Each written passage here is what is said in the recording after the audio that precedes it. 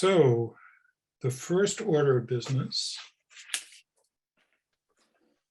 I just heard from our cultural council applicant who's on at 6:55, Ms. Dolan, and she's down at room 5.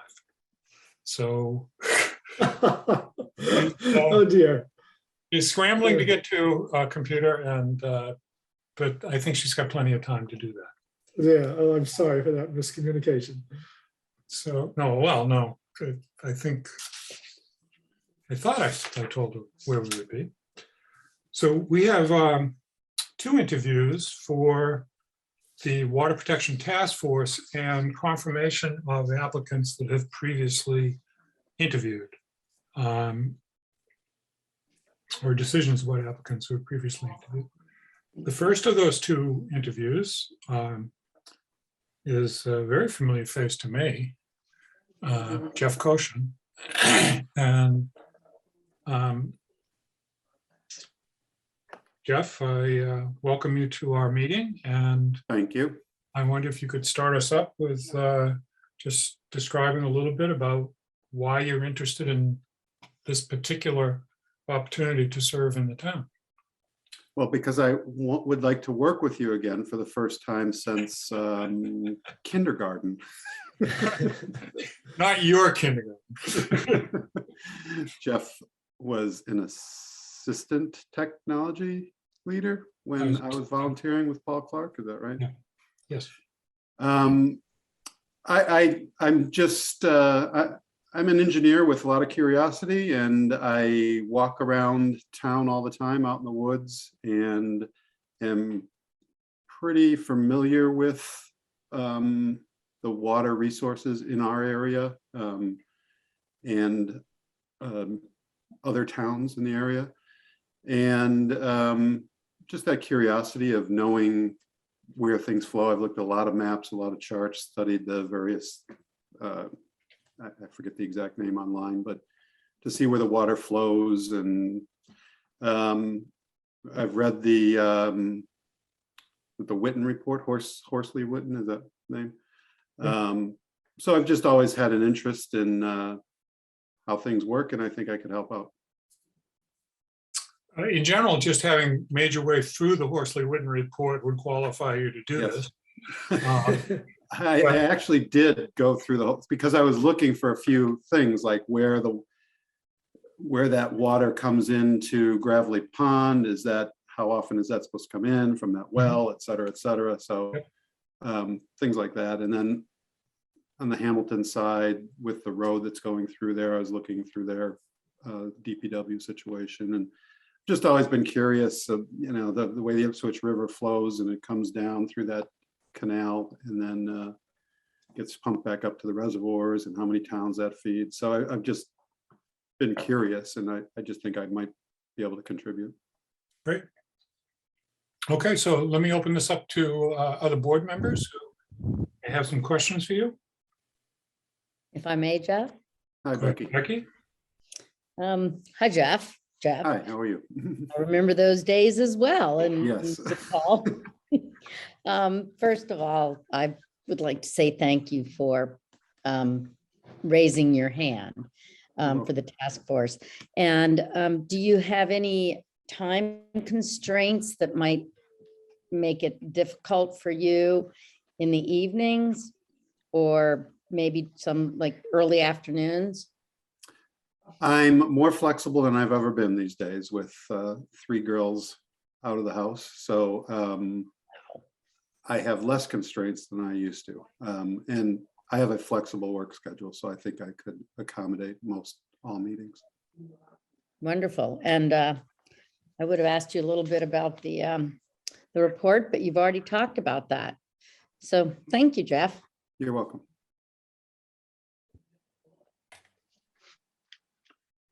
Yeah, if I may, Jeff. Go ahead, John. Jeff and Jeff. Yeah, good. Jeff, I also want to thank you for volunteering for this. I'm the representative on this task force from the selectmen, and okay. Becky did ask about the time flexibility here. It's hard to predict exactly. I think what what the overall time burden is going to be. But I think one can be accurate in saying that the commitment there will be times where I think it will be kind of intense. In other words, it'll go in fits and starts.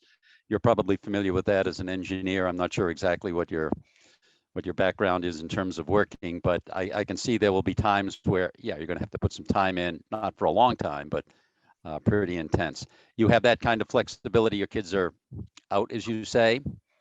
Yes, So, and also like you referenced, I mean, my work, I'm a computer and electrical engineer, and I write software, and sometimes we get into trouble and have to go 12 or 18 hours in a row to get something done. So, you know, I'm pretty familiar with the town.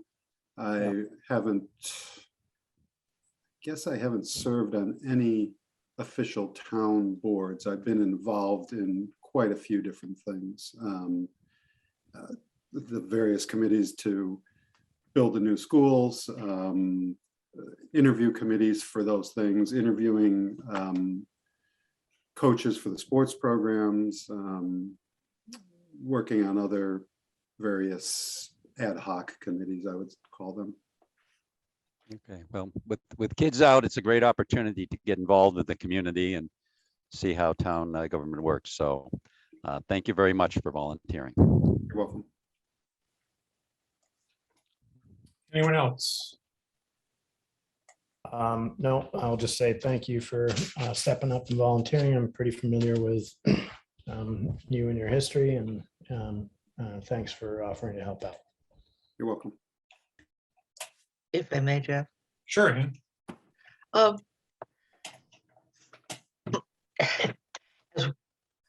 What did you find in the Horsley Whitman report that you think most needs updating?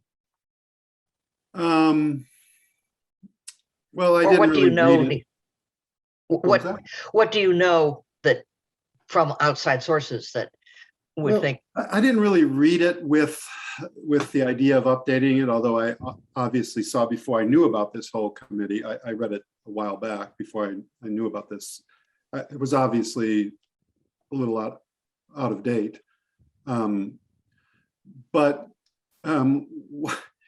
one of my biggest curiosities is how Gravelly Pond is actually fed. And there's different discussions I've heard about that. And one is certainly in the thing that I mentioned before, that the well that's feeding it with the orange water that looks disconcerting to a lot of people at the beginning. And From Round so I Pond. have some curiosities about that.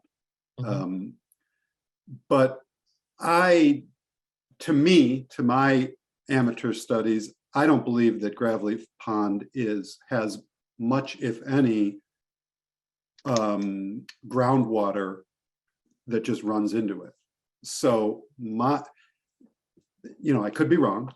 My presumption is there are springs feeding that, and I didn't see a lot about that, about those exact details in that report. I would have thought that we would know that that pond is 75% supplied by underground springs, but that's not clear. I mean, some people have said that well is what feeds it. So Thank you very much. curious.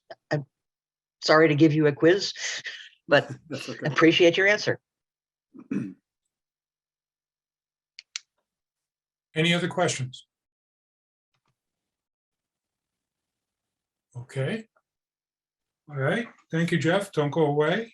And we're going to also be interviewing Mike Kovala. And Mike, welcome.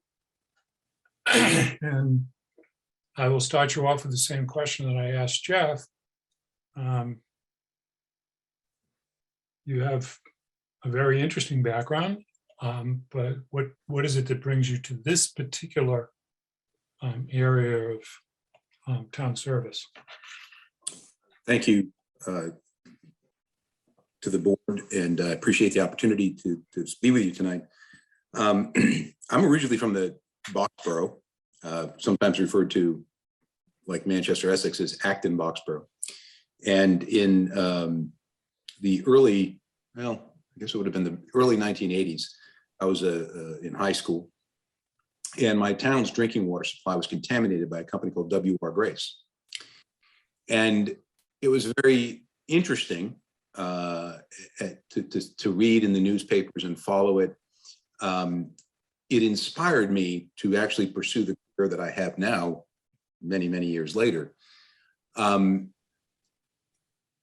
My interest comes from a science policy nexus. I started my career on the environmental science side of things. I worked for an engineering firm, GZA, that some of you may have heard of. I think the town has some business dealings with them.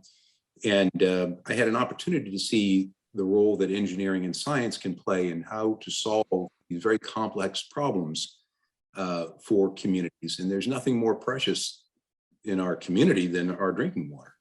And so I come at this from a position of wanting to understand what's happening to our town resources, particularly our water resources, and what we can do to preserve those resources for ourselves and our children.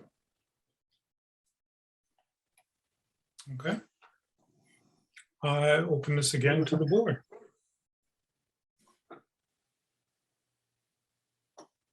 I might start, Jeff, and Mike, thanks for volunteering for this. Your reputation precedes you. You've got a background that is just about perfect for being able to move through all of the unknowns that we might come up with here. I just have a question, and in fact, I did see a talk. I know that you were on a trip, I think, to Antarctica a number of years or so ago, and I listened to a lecture that you gave, and that all dealt with water issues and local flora, and well, it's not so much flora, I guess it's fauna that's down there.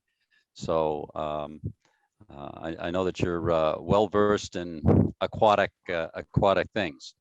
How's your time constraints? Because you're an attorney, you're a busy guy. I appreciate that.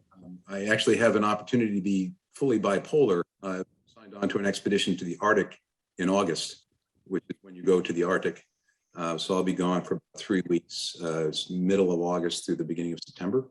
But setting that aside, I do have my own law firm, and I do make quite a few trips to Atlanta. I have an office in Atlanta. I have staff in Atlanta. I'm in DC.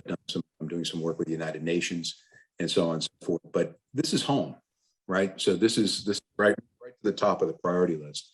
And I will do my best to balance my commitments to work and to the things that are important to me. That's just been a value that I've had for a long time. So I can make this work. I have some other commitments that you may be aware of. I'm involved with ECT. I'm involved with SEMA. I'm in Salem Sound Coast Watch. The issue with all of those is protection of our environment. So, and particularly the water resources component of that. So I'll make it, John. Great. I'm confident that you can organize things to do so. Thank you. Other questions?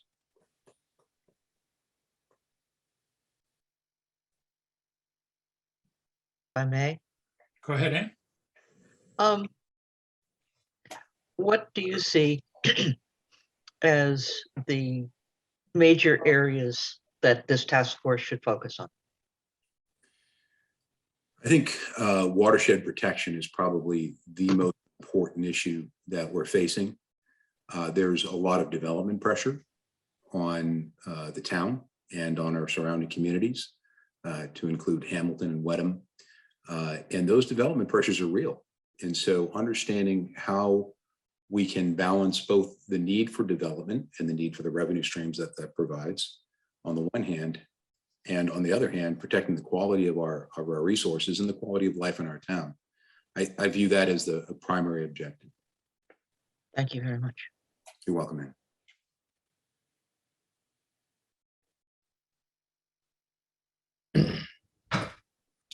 Mike, could you go into one aspect of that a little bit more? Sure. Specifically the issues around development and not so much necessarily from, well, the business of balancing development with need to protect and the need to protect our water resources areas. And what roles technology, newer technologies around building development may play into that, and whether or not you view it as something that can be balanced or something that needs to be treated by more prohibiting development in certain areas, or a combination of allowing development with certain constraints in some areas. What is your philosophy there? It's a great question. Thank you, Eli. I guess in the interest of disclosure, I should say that I represent national developers in a variety of projects. I have developments in Florida, in California, literally all over the country that I'm working on.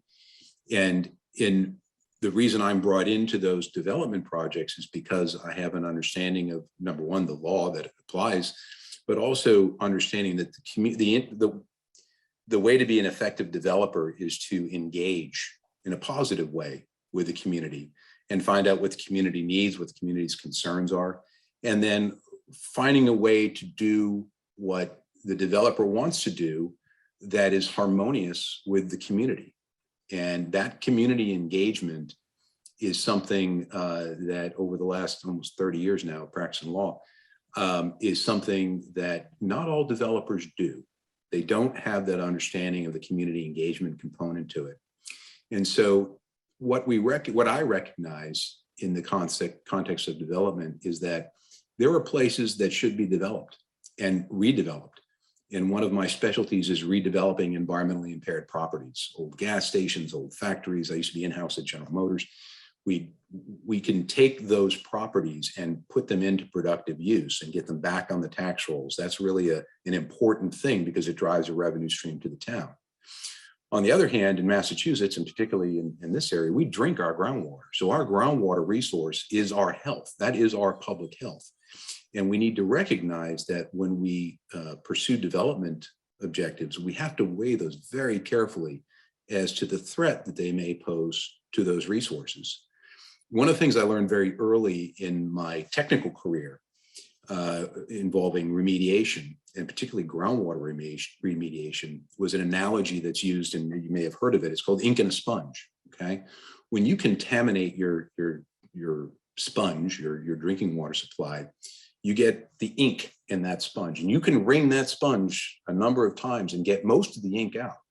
But in order to get that last tinge out, the cost just starts to amp up and becomes extraordinarily prohibitive. And so when we think about not only the contaminants that we're all used to, and gasoline and this type of stuff, we're now dealing and looking at PFAS and PFOS that are incredibly low detection limits. We're talking about parts per trillion, 20 parts per trillion. I spoke with a scientist that I used to work with from MIT about this a few years ago, and he said, Mike, we don't have the technology to be able to get our detection limits that low. And yet our health people are telling us that we have to look at this from that perspective. We need to be able to be at that threshold. So some of this is driving technology. Some of it is just saying, you know, this isn't the right place. There are too many resources here that could be threatened by this. And so this isn't the right place for that development. Maybe it's better over here. Maybe we can get more of what we want and need by framing our development around areas that propose less threat to our environment.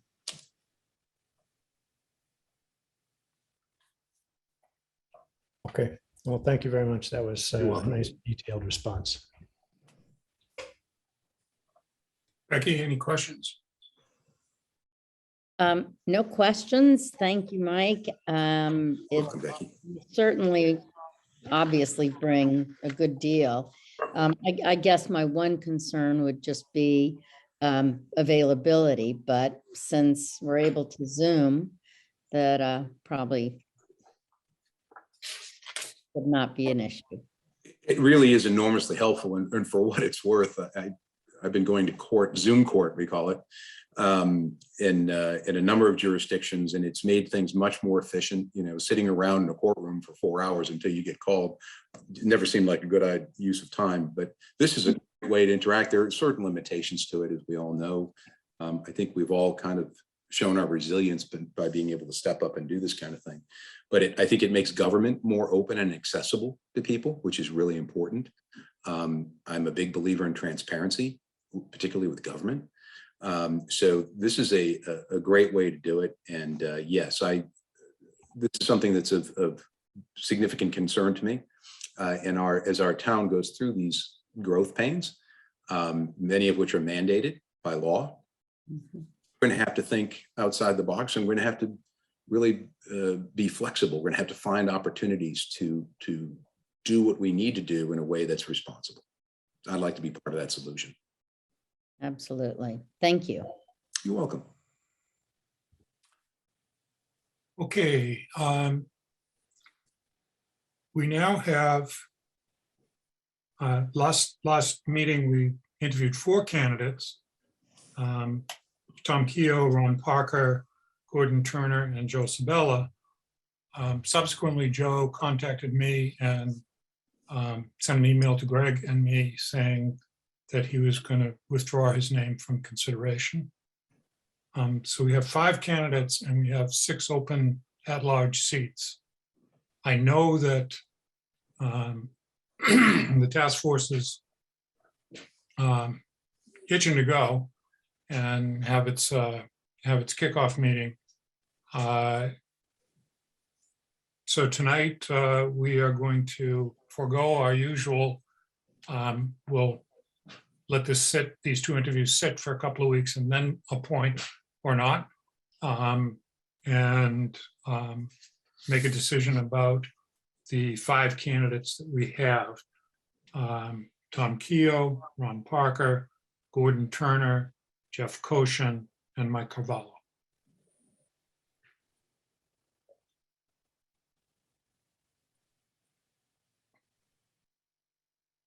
Would you like a motion? That would be next. Motion to appoint Ron Parker, Gordon Turner, Tom Keogh, Jeff Koshin, and Mike Carvalho to the Water Resources Protection Task Force as at-large members. And I second. Okay, we have a motion and a second. Is there any further discussion from the board?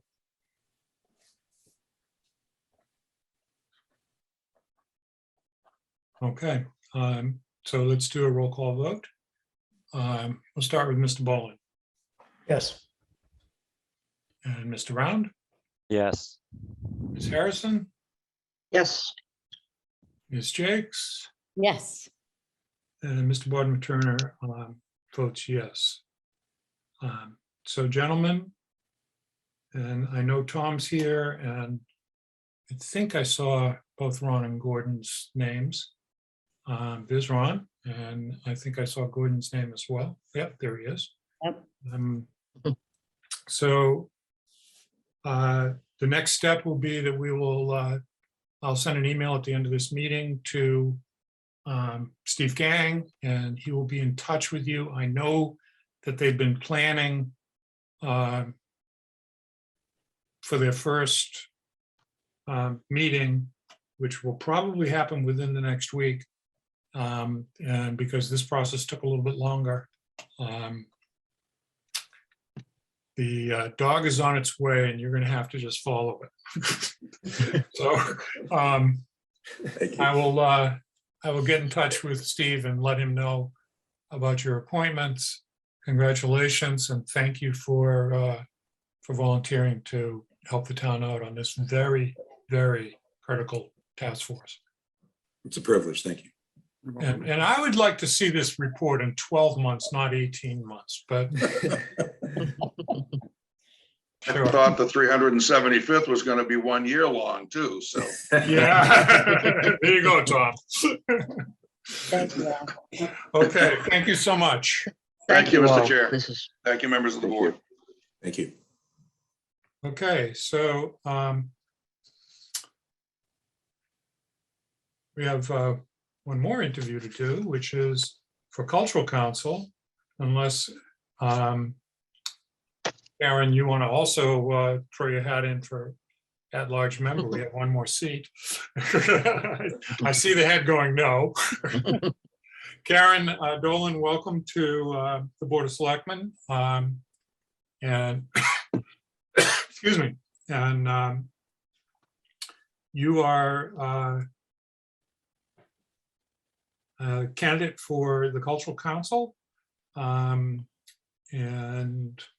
this is for currently a 2-year position that would be slightly more than 2 years, be ending in June of 2024. And Karen, I typically start people off with what do you understand about the Cultural Council and what's your interest in serving there? Yes, thank you very much. Can you all hear me? Can you hear Yes. me okay? Great.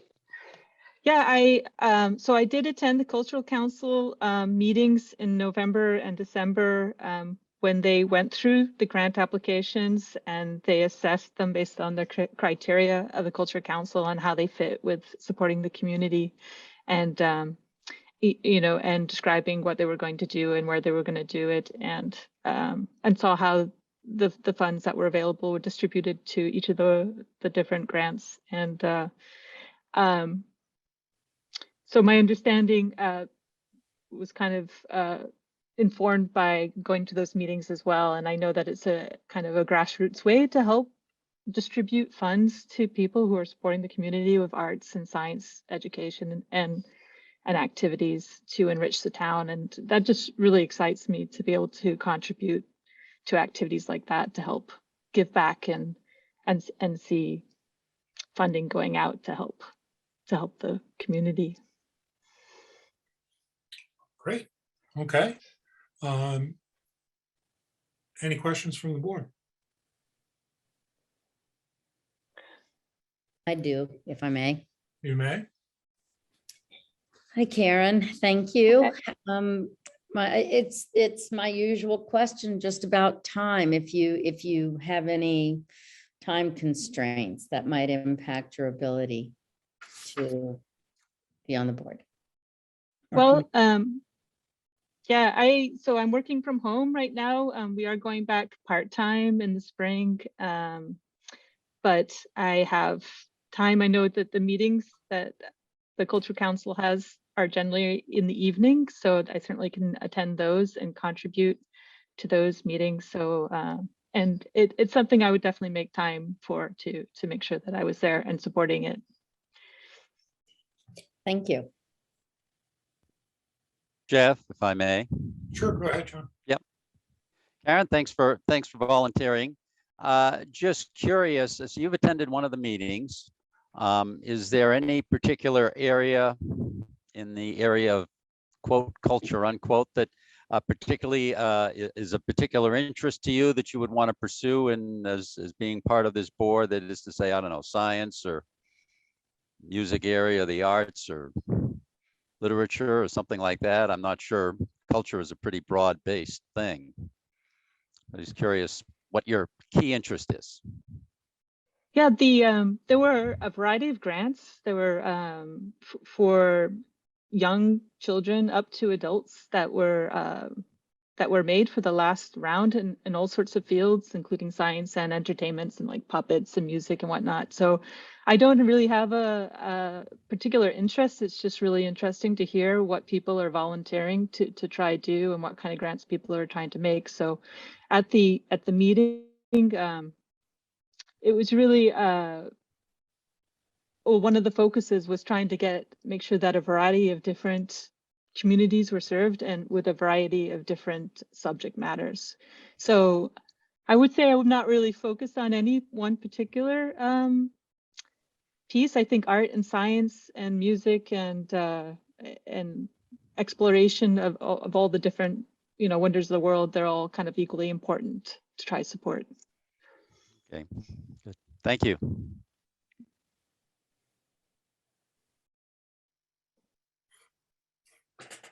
Jeff, if I may. Sure, go ahead, Ann. What other civic organizations have you worked with? I have not worked with other civic organizations. I'm a software developer for online students and distance students at Harvard right now. So I'm kind of in the educational field in general. But I have not done town work before. Thank you. Good luck with it. Thank you. Jeff, I'm all set. John actually covered the questions that I was interested in. I'm curious, Karen, if you could spend an afternoon at any museum in the world, where would you go? Oh my goodness. I really like. Now, this is a critical question, so be Oh, it's careful. a critical question. There are lots of really wonderful museums around, and I have not explored all the museums that are wonderful and the opportunities around. Even in Manchester, I have not been to all the different opportunities to explore. And that was part of the Cultural Council, is actually to try advertise, what they're doing, and so that more people are aware of it and aware of the opportunities around the town, which I think is actually really important as well. So I guess I don't really have a favorite. I think there's a lot of exciting things going on in Massachusetts in general, and in the North Shore too, Cape Ann. So you wouldn't say the glass flowers? Glass flowers at Harvard. I do like those. Just wondering, because people from Harvard are listening in tonight. Yep. Okay. I know that the Cultural Council meets on a monthly basis. I'm not sure when their next meeting is.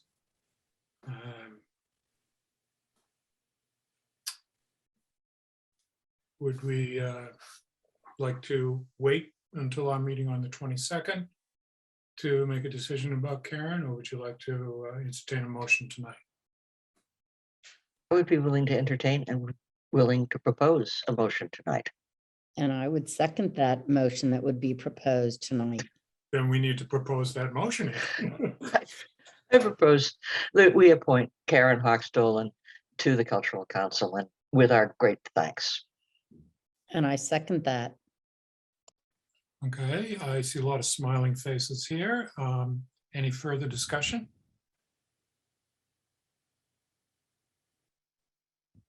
All right, roll call vote. Friendly amendment for the Go ahead. term that will expire June of 2024. Is that okay, Ann? Certainly. All right. The reason that we're being really specific about that term, Karen, is that the Cultural Council has 9 members, and they're kind of all clumped into having terms that expire on 2 different years and not 3. So we're trying to get that realigned. And it's not anything about you that's specifying that it's a 2024 term. Okay, I'll take a roll call vote. Ms. Jakes Yes. and Ms. Harrison, Yes. Mr. Round, Yes. and Mr. Bowling, Yes. and the chair votes yes. So congratulations, Karen. Thank you for stepping up. I think it's a great idea to get out there what the Cultural Council is doing, because it's not a committee that a lot of people in town even know about. And advertising, writing up for the Cricket, working with Tiffany Marletta, who's our communications person, may be ideas that you want to bring to the council for their consideration. Thank you very much. Thank you very much. Okay, so it's 7:05. Sorry about town hall. Yeah, sorry about town hall. Jeff, if I may, Yes, I just wanted, I know we're a little ahead of the schedule by a couple of minutes, but we didn't ask for public input on items not on the agenda. Is that something we're going to do at the end? I had intended to do that. Okay. But we could do that now. I just wanted to make sure we did that at some point. I had intended to do that at the end. Okay, thank you. We have items, public input on items that are not on the agenda at the beginning, and then we have other matters that may not have been reasonably anticipated by the chair at the end. I would entertain any public input on matters that are not on this agenda. If there is a member of the public who wishes to raise one of those. Hi, Jeff. It's Jay Bothwick. Yes, How are you? good.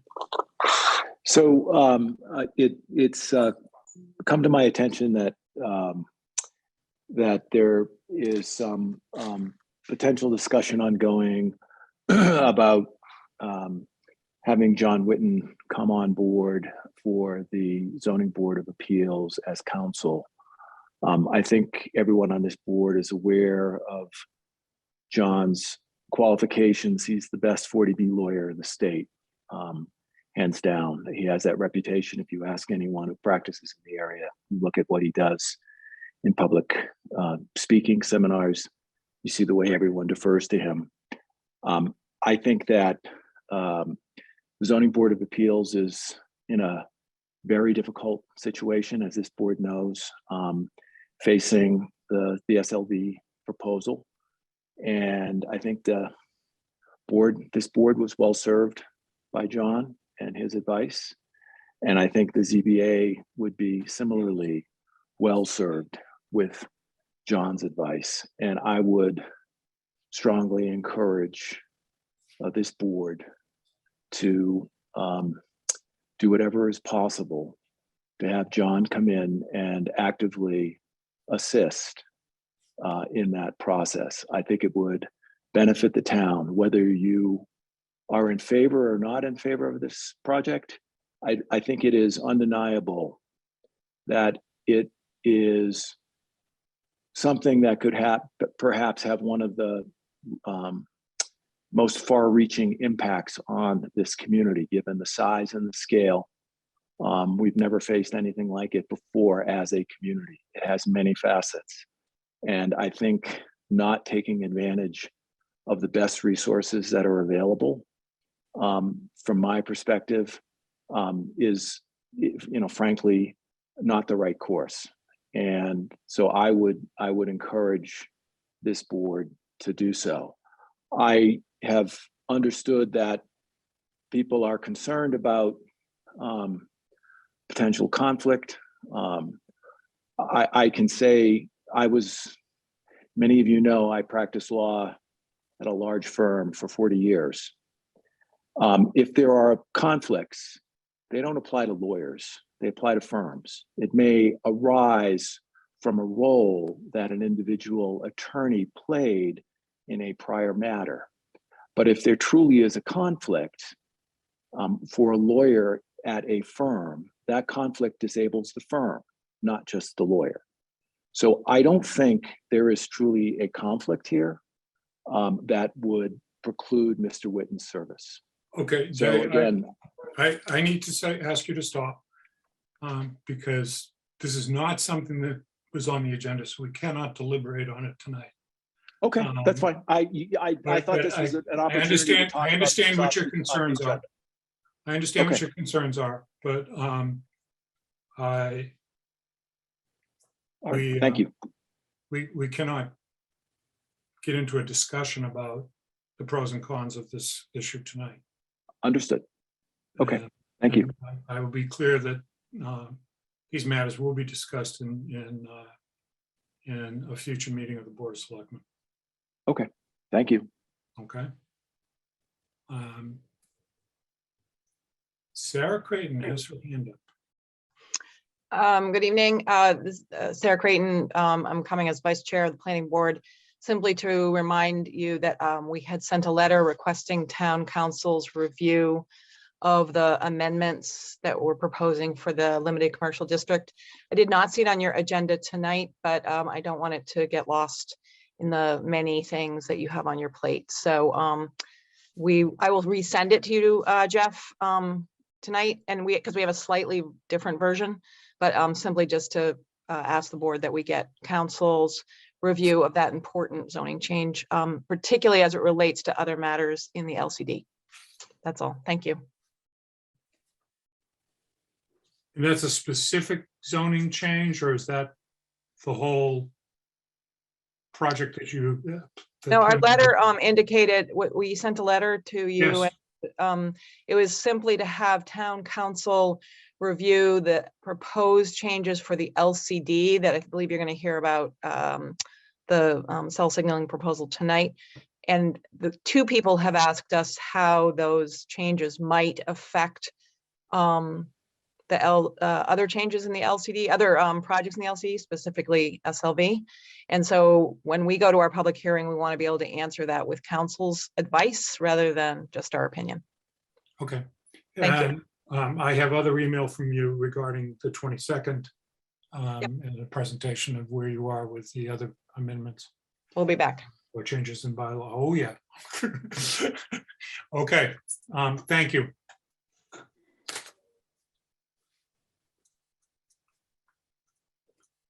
Okay.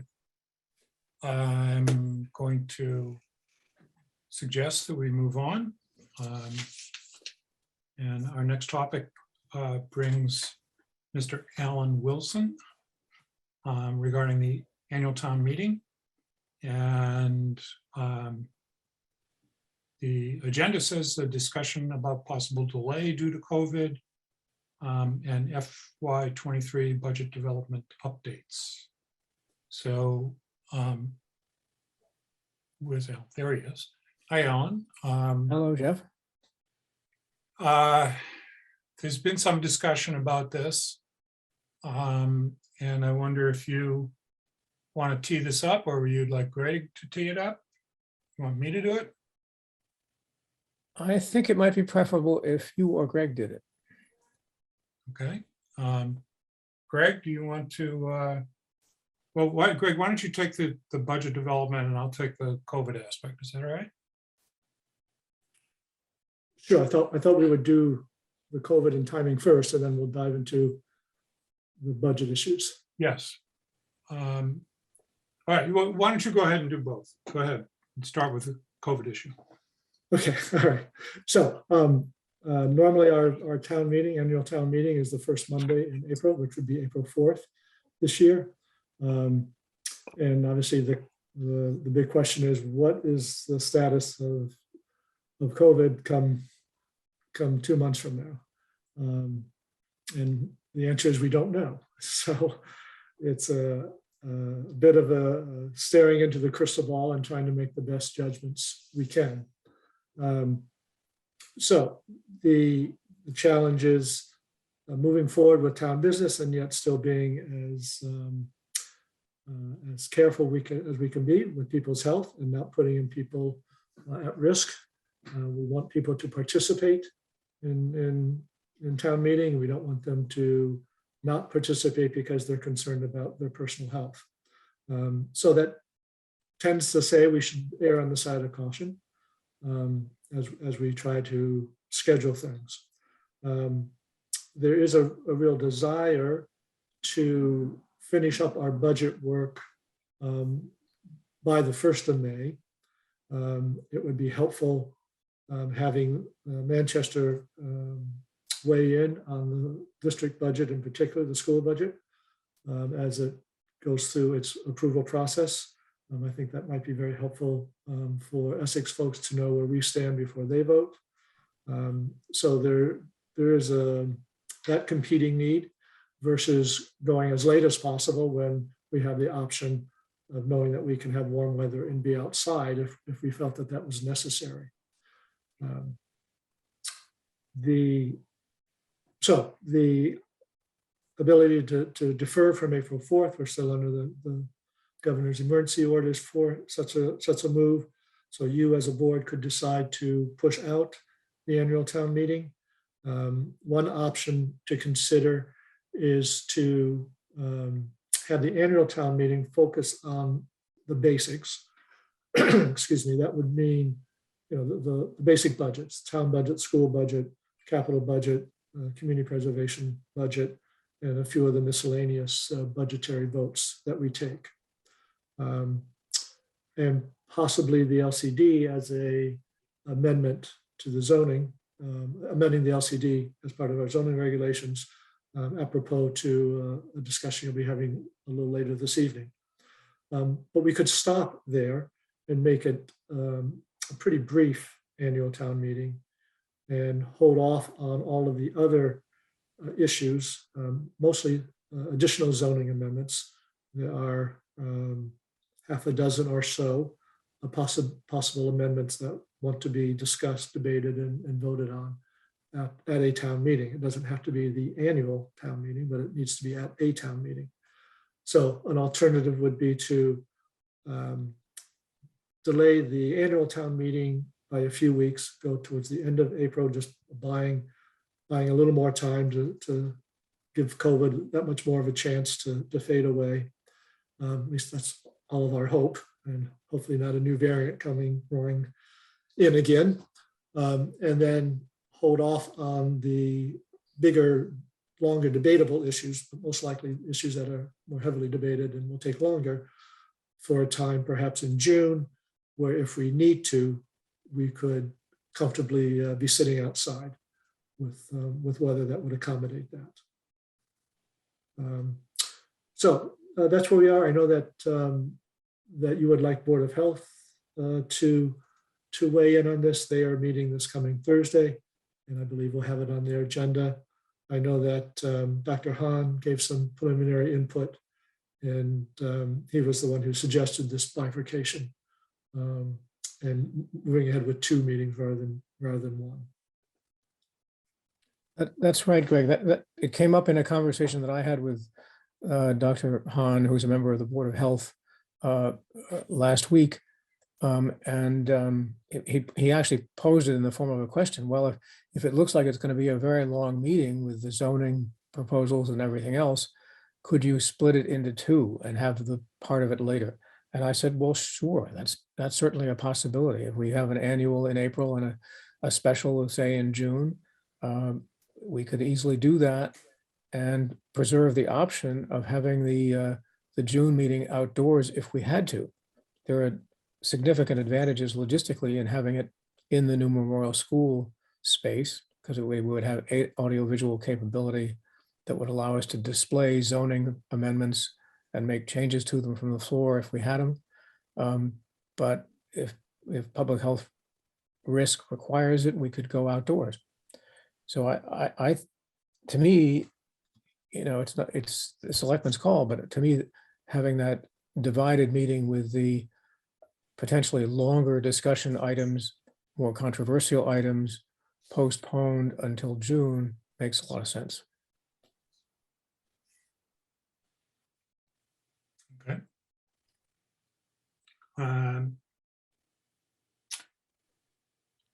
I'd like to say that the discussion tonight is not to make a decision about which of these 2 options, or whether those 2 options should be implemented, but to get some reaction from the board about your thoughts concerning splitting the meeting and putting some of the weightier items further down the line into June, and doing a shorter delay prior to the end of April for our budget, primarily our budget, and several other smaller items, or less. Jeff, Items with less discussion. If I could, Jeff, one other comment. Yeah. We haven't figured out exactly how much social distancing the space in the new Memorial School would accommodate, but it looks as though we would be able, it's a very large space when it's combined, the auditorium and the cafeteria and gym. And it looks as though we would be able to accommodate any likely attendance for the annual town meeting with plenty of distancing. Haven't done all the calculations yet, but that's the preliminary look. Yep. Okay. So primarily, we're looking at the concept tonight and of splitting the meeting and getting the sense of the board about whether that's a direction you want to go in for this. And I would entertain any comments from the board right now. So if we did this, we would also then need to be pushing the public hearings for the planning board out a bit, correct? Yes, so we'd give the planning board a bit more time to prepare for the public meeting and have all their ducks in a row for that meeting. Also, you want to push that out because once the planning board holds that public meeting, the zoning board can't hold anymore because of the scope of the changes here. I don't think the zoning board could then hold any more hearings until the town meeting had concluded. Is that correct? That's my understanding.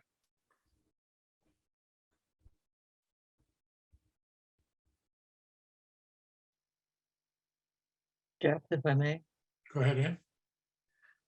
my concern is getting a reasonable representative sample of the town's voters to attend a meeting that is exclusively zoning. It just seems as if it'd be very hard to get, not to get a quorum because our quorum is now quite small, but to get people excited enough to come out for a balanced town meeting. Okay. Jeff, if I may.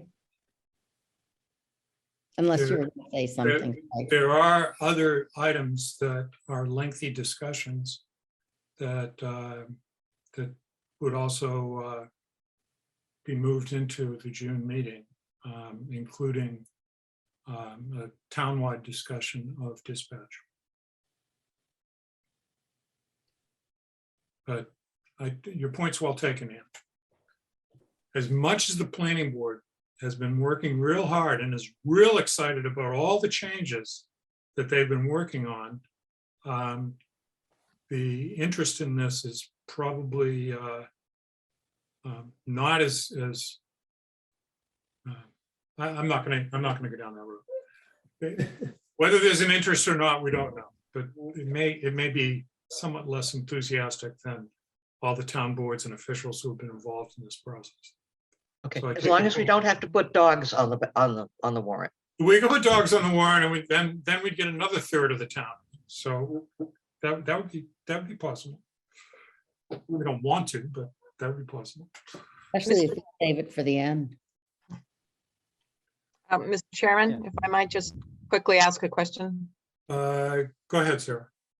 I guess my only question is if you are intending at all to stick with April 4th, it would be we actually would have to know tonight because of the timing for public hearings to get, I'm posting a notice the cricket tomorrow morning given the calendar anyway, Got it. to get things to the warrant.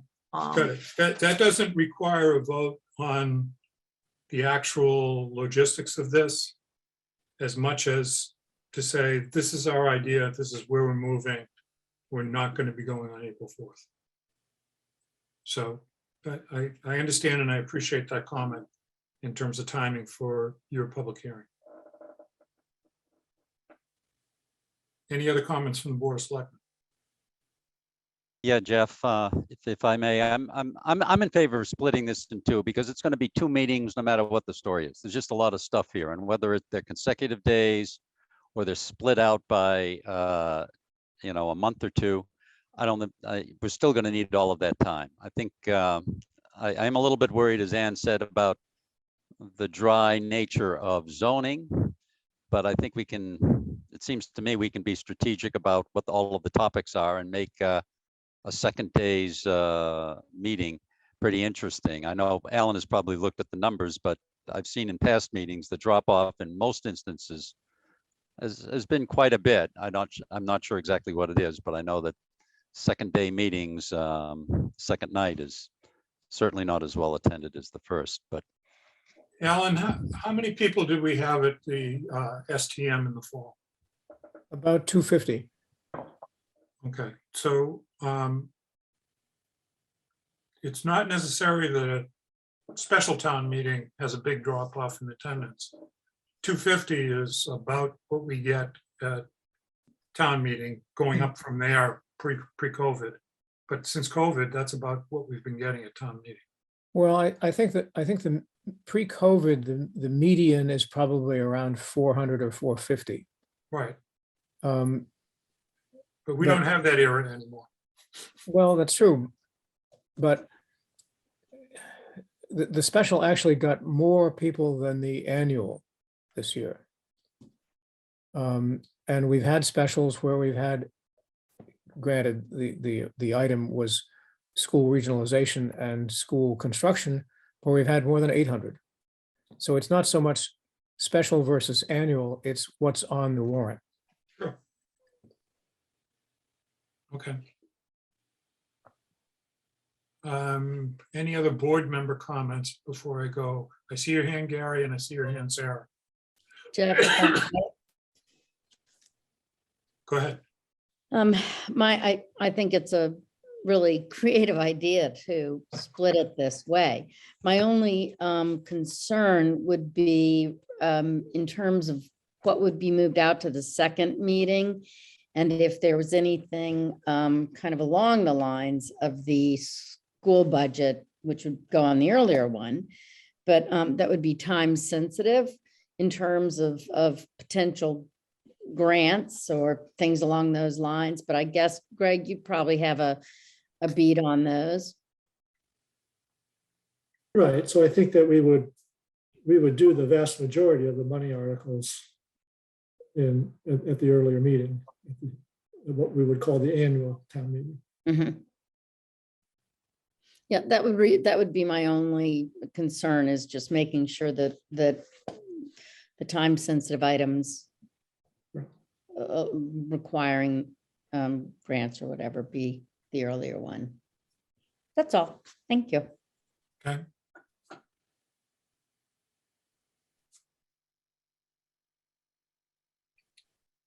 Any other board member comments?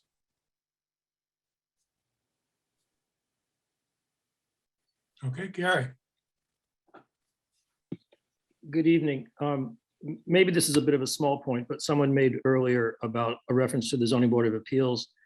Once we start our public hearings to change some bylaws, I don't think people should have the impression that the Zoning Board of Appeals can't have any meetings at all.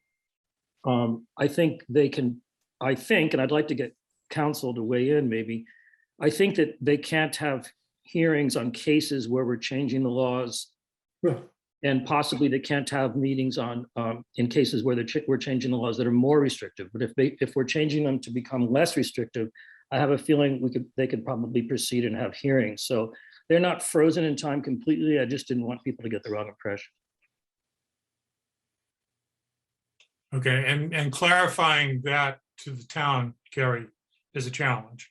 But I get your point, that there's going to be some things that are going to be open to continued hearing, some things that will be closed to continued hearing, and a gray area where it's become the change being recommended is more expansive than previously, whether they want to go forward with their hearing. And I believe we're trying to schedule our public hearings to be as tight as possible to that 3-week deadline before, when things go to print for town meeting. I think we're sort of basing our public hearing schedule on that. It might be helpful if town council just did a little run through of our proposed bylaw changes once they're a little bit more in order, and gave the ZBA and ourselves a heads up as to what are the kinds of applications that would be on hold for that 5-week period. It'd be helpful for people to know, I think. Okay. Thank you, Gary. Sarah. Yeah, not to beleaguer this point, but I think the question is for the planning board is how specific they need to be with respect to the notice that needs to go in the cricket regarding the public hearing. So if they're just going to do the LCD, that doesn't impact us really. But if they need to have a specific agenda in their public hearing, then I believe even if we delay the zoning portion to a later town meeting, that might adversely impact us. And I'm just not sure about the specifics, but it means that we would have to look at every single application and determine whether or not it was impacted. Which I'm not. And you need some really clear guidelines from town council on that. Exactly, before the notice goes to the cricket tomorrow. Before the notice goes to the cricket tomorrow. Yeah, I don't know what the impact is if the notice lists every single possible change to the zoning bylaw, and then they get to the public hearing and they say, oh, we're not gonna talk about X, Y, and Z. I don't know what the implications are with the timing. Mr. Chairman, I can clarify that a little bit. Go ahead. I think our intention is, because the Cricket ran an article about the LCD saying that we would hold a hearing about it on February 28th. Our feeling is we should proceed with that. It's one of our regular meetings. But that if you're not going to have a April 4th town meeting, we will wait to have the public hearing on the other changes until that public hearing date is set. I mean, that town meeting date is set. And then we'll work back from that. So as Gary said, mindful of trying to keep everything as compact as possible. So I think our intention right now is to simply hold the public hearing for the LCD changes on February 28th, but that also could get pushed out. But you actually have to work.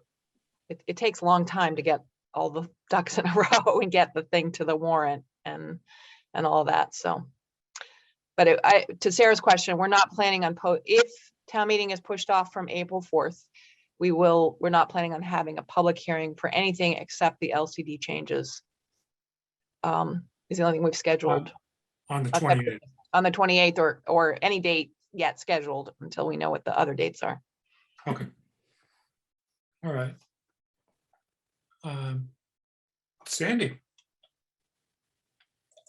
Great, thanks. Sandy Rogers, 82 Old Essex Road. If there's a concern of getting people to attend a second meeting that's going to go over a lot of the zoning, it may be good to put the LCD in with it unless there's some real timing constraint to that, as well as if there could be any interdependencies of zoning changes, building changes that people will want to look at in context of LCD areas versus non-LCD areas versus splitting it up. It might be very difficult because we could be agreeing or not agreeing to something in the LCD and then hearing about some other changes in zoning that may impact how a vote would go regarding the LCD, if you know what I mean. So just considering those two things. Thanks.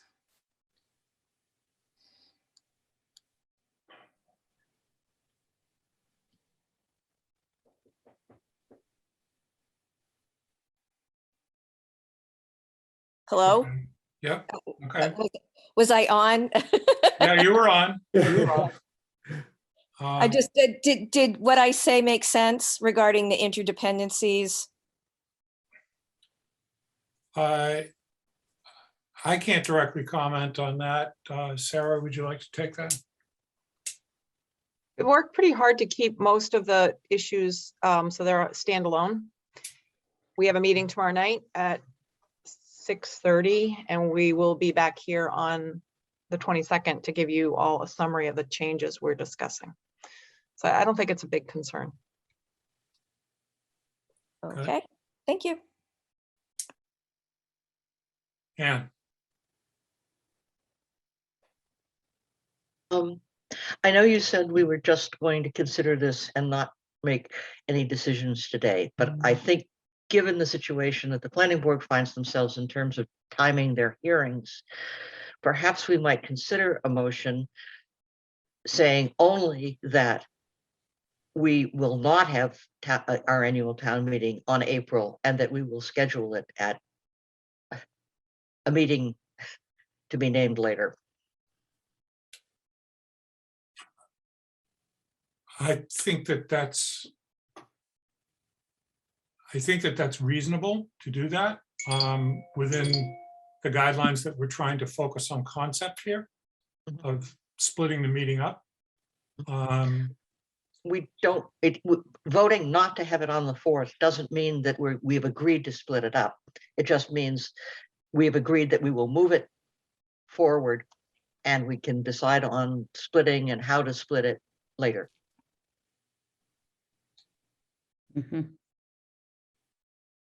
So, yeah, so what I'm hearing is that the earliest that you would have the annual town meeting would be that end of April Monday, that April, I think it's the 25th. Or that we're just not going to have it on the 4th. Are you? Right, right. Like I say, the earliest, I think, is what I'm hearing would be that April date. It could be later than that. You haven't made that decision, but. I don't want to put a specific date on this motion. That's fine. And I'm concerned that if we say we're not having town meeting on April 4th, that people are going to say, okay, Board of Selectmen, when are we having town meeting? And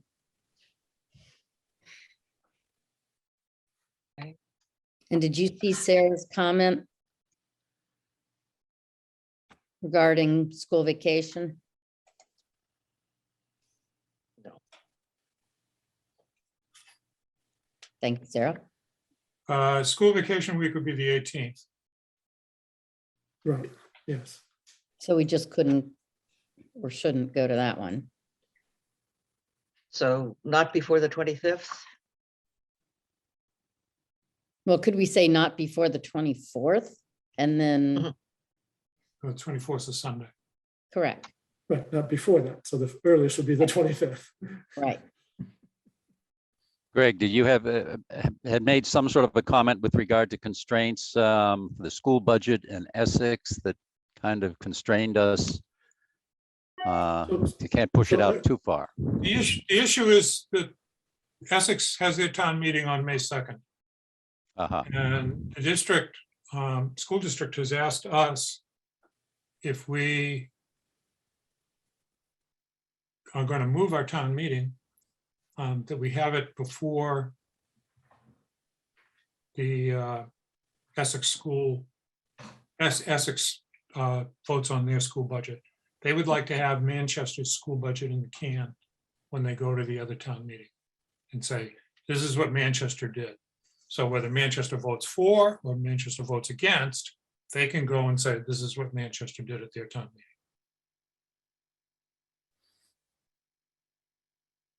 I move that we agree to postpone the annual town meeting to occur not before the 25th of April. I would second that.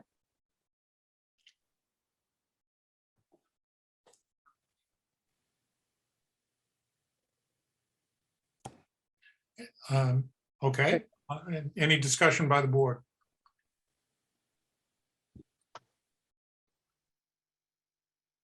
I'm going to ask. It's a question. It's a Monday.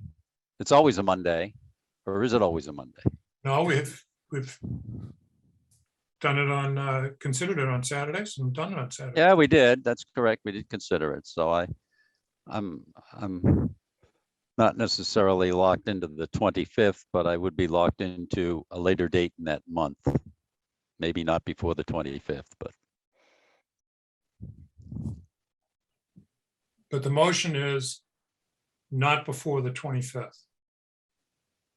So we have to go with that motion and vote it up or down if we're going to change it, or propose an amendment and see whether the person who put the motion up wants to accept the amendment. That's within the comment I just made. So are you proposing an amendment to Ann? No, that's okay. Not before the 25th. Means the 26th, 27th, 20, all of those days are, It means the Doable. 25th as well. yes. Okay, now. I want to ask our town moderator, who knows all things town meeting, or at least better than anybody else in this town, if that puts any constraints on us if we vote on that motion, other than not having town meeting before the 25th. Well, I don't think it puts any constraints on you at all, because you could at a later date change your mind and vote to hold it on the 23rd. As long as it was 2 weeks in advance. Well, as long as you met the statutory requirements for posting the warrant, yes. And the statutory requirements are 2 weeks in advance. Yes? Greg? See, I don't know all things town meeting. Yeah, yes, I believe so. I always have to refresh my memory, but yes. I'm There pretty sure are, that's- there are constraints in terms of printers. Yes, That we have to deal with, and we don't want to, I'm looking at Sarah's face going, and I can't get Gary's face because he's got a picture up, to make the planning board too crazy about this. Okay, so we have a motion and we need to, and it's been seconded. Are we ready to vote? This would be not to hold town meeting before April 25th.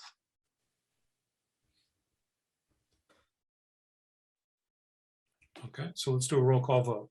Mr. Bowling, Yes. Mr. Round, Yes. Ms. Jakes, Yes, Ms. Harrison, Yes, Mr. Bogman Turner votes yes. So we've postponed town meeting until at the earliest April 25th.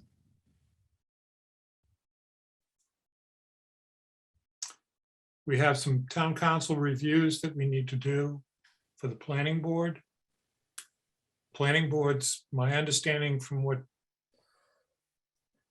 Sarah Creighton just said, is planning board would like to go forward with a public meeting on the LCD changes on the 28th of February. Or the 20th, correct. the 28th? 28th, yes, Okay, because you're the alternate Mondays to Board of Selectmen. yes. Okay. And you would like town council's opinion before that Yes, on the I'll LCD, resend that to you. on the LCD at least. That's the And, only thing we're ready to and that- share. And the chair of the ZBA is asking for town council guidelines for, after reviewing the proposed changes of what applicants to the ZBA could go forward and what cannot go forward. And of course, having said that, the chair of the ZBA raises her hand. So Sarah Melish.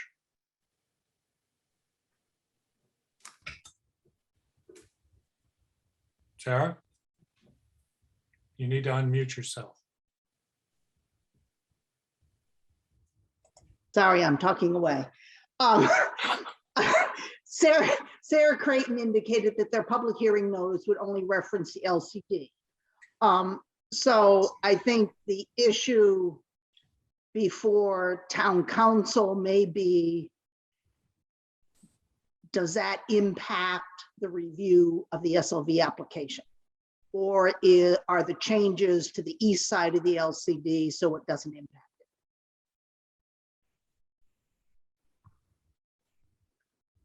it? Okay. Okay.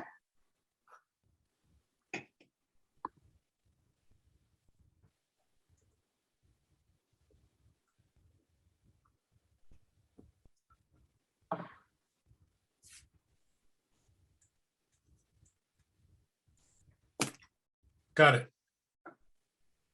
We will get that information for you, Sarah. Thank you.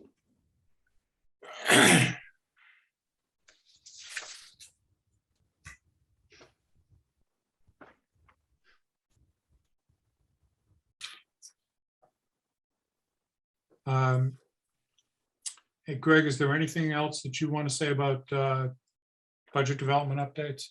Or was that the comments about the school budget? Well, there are a number of pretty important decisions that need to be made on the budget. The Finance Committee is working its way through those. I'll just quickly highlight them. I just want you to be thinking about them at a minimum, because well, we just bought a little bit of time, so we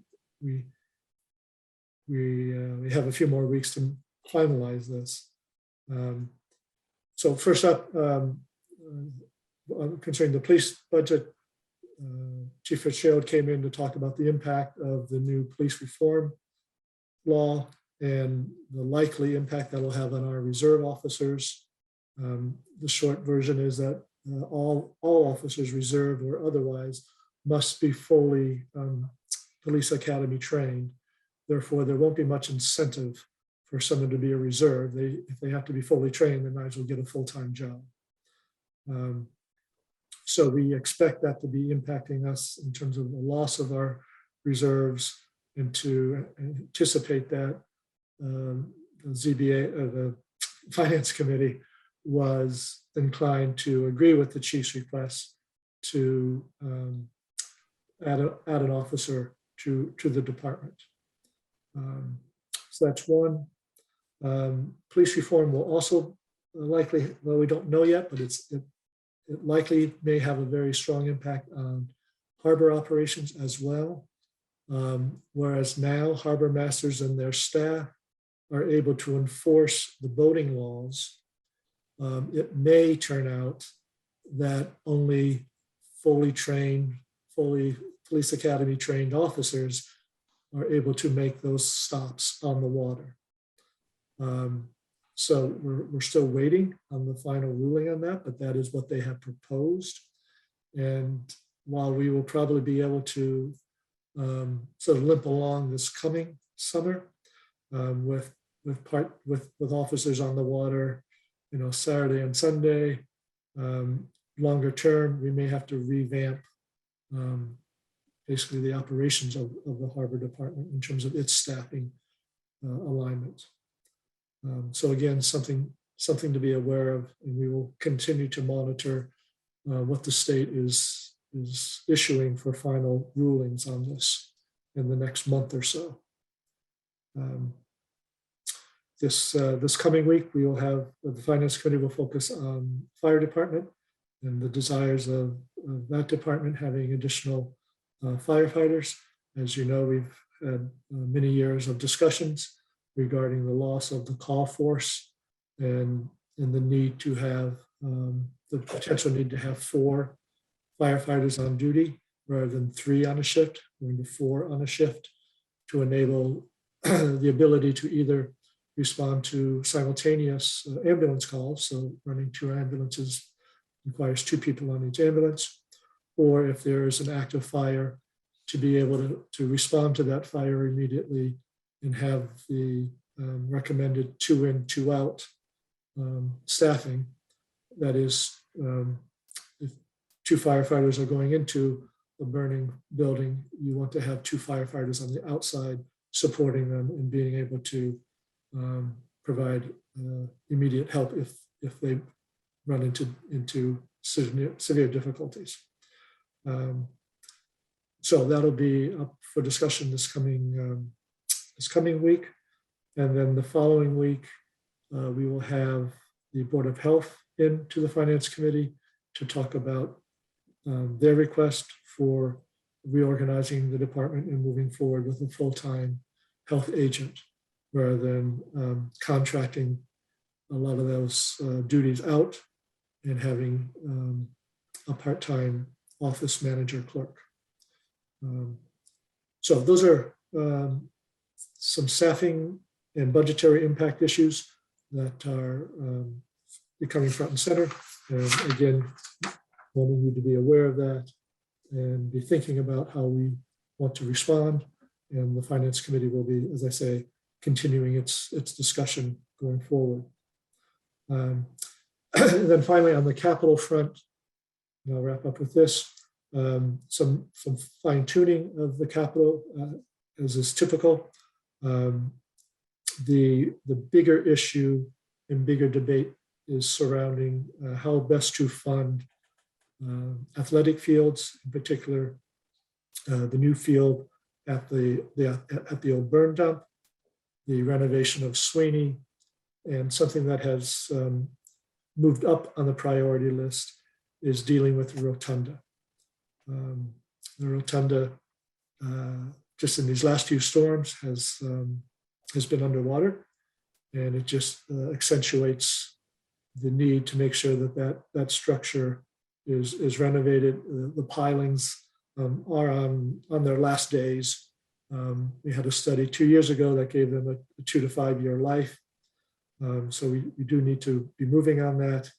And if we replace the pilings, then the structure will require to be raised by Army Corps requirements in order to be more resilient to higher seas and bigger storms.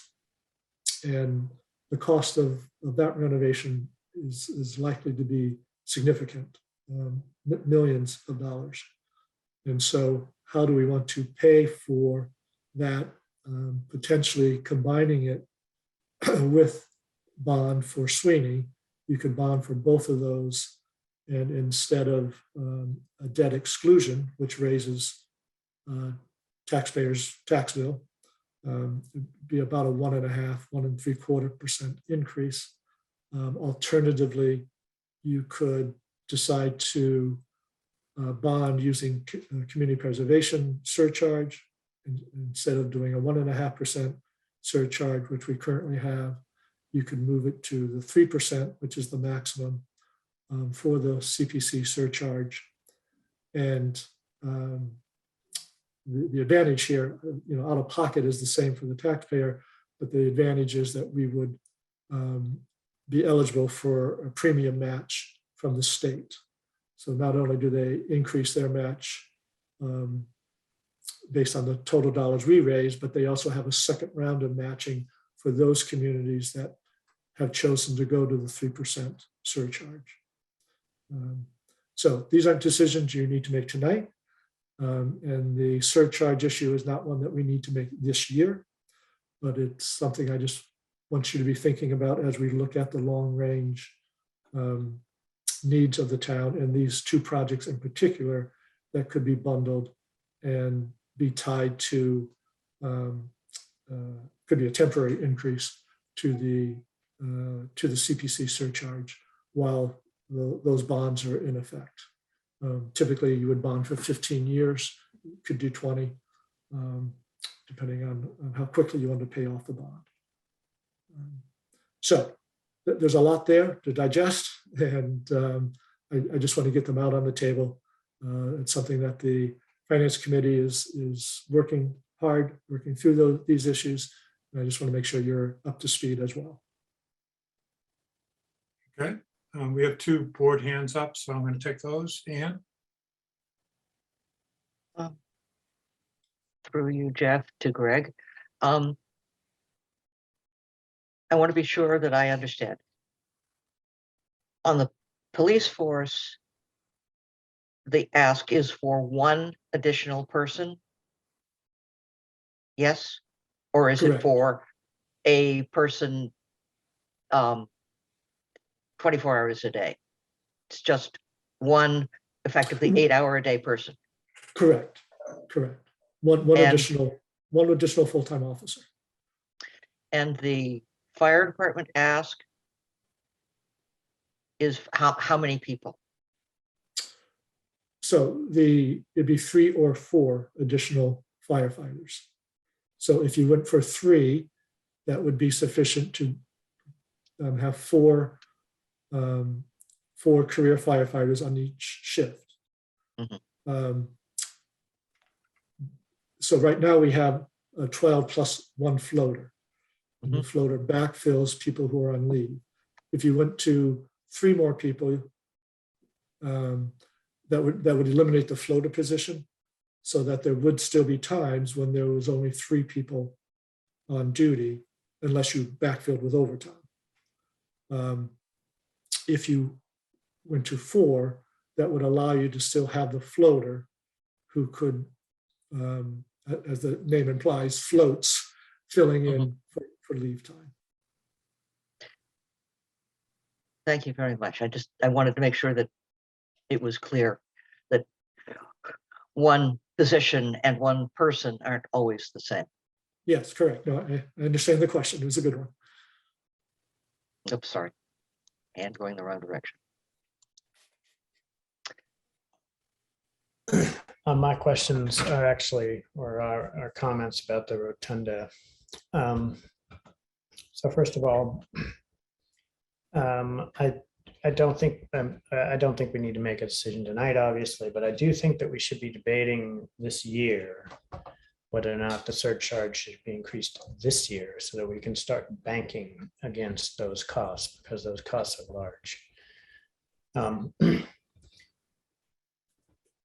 And a little bit of an extra lead time would help us, especially if they're more imminent now because of the more recent storms and the trends that we've been seeing. Second, the changes that will be needed to the rotunda, if we are in fact going to put new pilings in there, the changes that will be required by the Army Corps. I think that those are going to be a bit of an eye opener. And I think it would probably behoove us to get some design work done for that in advance. Yes. Rather than trying to, and publicizing the outcome rather than trying to shoehorn that into 1 year process. Yeah, so the proposal would be to have dollars approved at this coming town meeting and get that design work underway and have schematics of what that raised rotunda looks like by the fall. All right.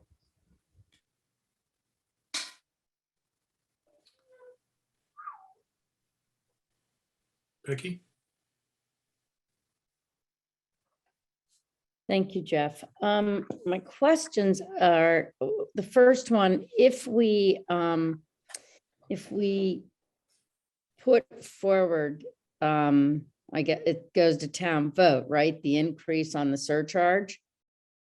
It's a 2-step vote. It's by the town meeting and by ballot. Okay, right. So thank you. And if you do increase that, is there any time constraints in terms of if we do increase it, say it has to stay in place for so many years, or can we modify that, or can the town people modify that as the need goes up or goes down rather after the 3%? So in other words, it can be temporary. You can make it temporary, though you can never eliminate it to the point where it was no longer paying for the bond. So it has to be in place sufficient to pay for the bond that you bonded through. So if you wanted to eliminate the CP surcharge, say in 5 years, but you have a bond that's going for 15, you would have to have at least enough of a surcharge to pay for the bond until it was completely retired. Okay, thank you. And my other question was about if there is concern regarding having to have a police officer, a full-time police officer on the water. How soon might we know about that? We may hear within a month to maybe 2 months, but it's actively being debated now. Okay, just because that's something obviously we'd have to put in the budget as well. So, all right. Thank you, Greg. John?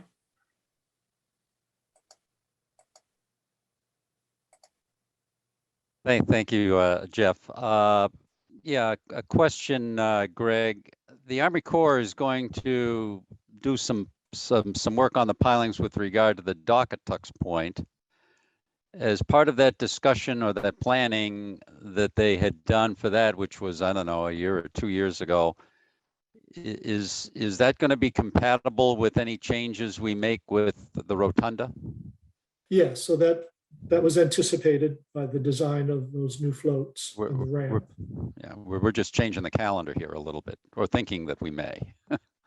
Right, and what our thought is we'll do an updated analysis of the rotunda, in March, prior to the float work being done in April. And if there are some temporary shorings, some Band-Aids that we can put on the rotunda to buy us a little more time, then the contractor who's on board to do the new floats can do those repairs at the same time, at a cost-effective basis for us. We don't have to mobilize a different crew, et cetera. Okay. So that's the current thinking.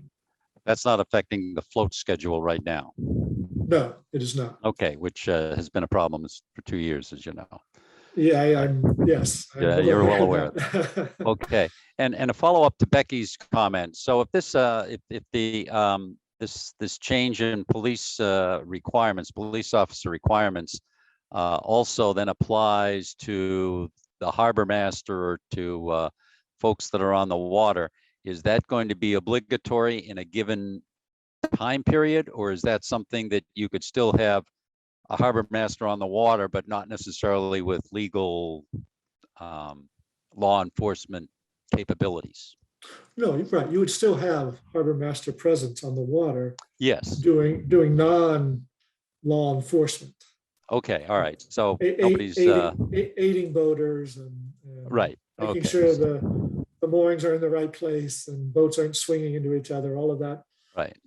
So the law isn't requiring that all of the people associated with the harbor master also must be certified police officers. Okay. No. Fine. Yeah, it's just the law enforcement piece of it. Okay. Fine. Thank you. I have two questions. One is, in light of our trying to put numbers to the number of large fires, the number of ambulance calls, et cetera, how often are the harbor masters, is the harbor master required to do something that would be, if this change goes through, and it sounds like it will, requires police powers? How often does that actually happen? I mean, that's happening frequently every hour while he's out there, primarily telling people to slow down and enforcing no wake laws. That's the most frequent enforcement action that the harbor master and his staff do currently, is just constantly reminding people of the no wake zones. And he puts on the blue lights and goes after someone who's racing through a no wake zone. So that would be a change. Okay. He can still encourage people not to go fast and obey those no wake laws, but he would not have enforcement ability if this goes through. Okay. The second one, I'm going to take a risk on, which is I'm very aware that Tux Point is an icon in the town of Manchester-by-the-Sea. Probably the icon of the town of Manchester-by-the-Sea. Has there ever been any consideration whatsoever of taking the rotunda and putting it on land? Taking it out from extending over the harbor, where the vagaries of climate change and storms put us at great risk of having to constantly repair it at large amounts of money. And picking up this beautiful icon and bringing it up onto the land, obviously you'd have to have the shoreline behind the icon between that and the water well reinforced. And changing the configuration of the Tux Point Park. Now, that's blasphemy. But I'm willing to be blasphemous when we consider that the estimated costs that we're talking about for this one item are in the upper end of $4 million. At least that's my understanding of those numbers. And reestablishing the building on land may not cost that much, given that you don't have to get into pilings that are going to withstand major climate change storms. So I'm going to throw that out there, and if anybody wants to comment on my blasphemy or have me burned at a stake, please go ahead. Ann.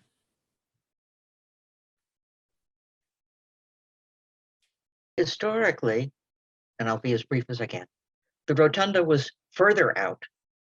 And it was built because the yacht club blocked the view of from the charter house to the harbor.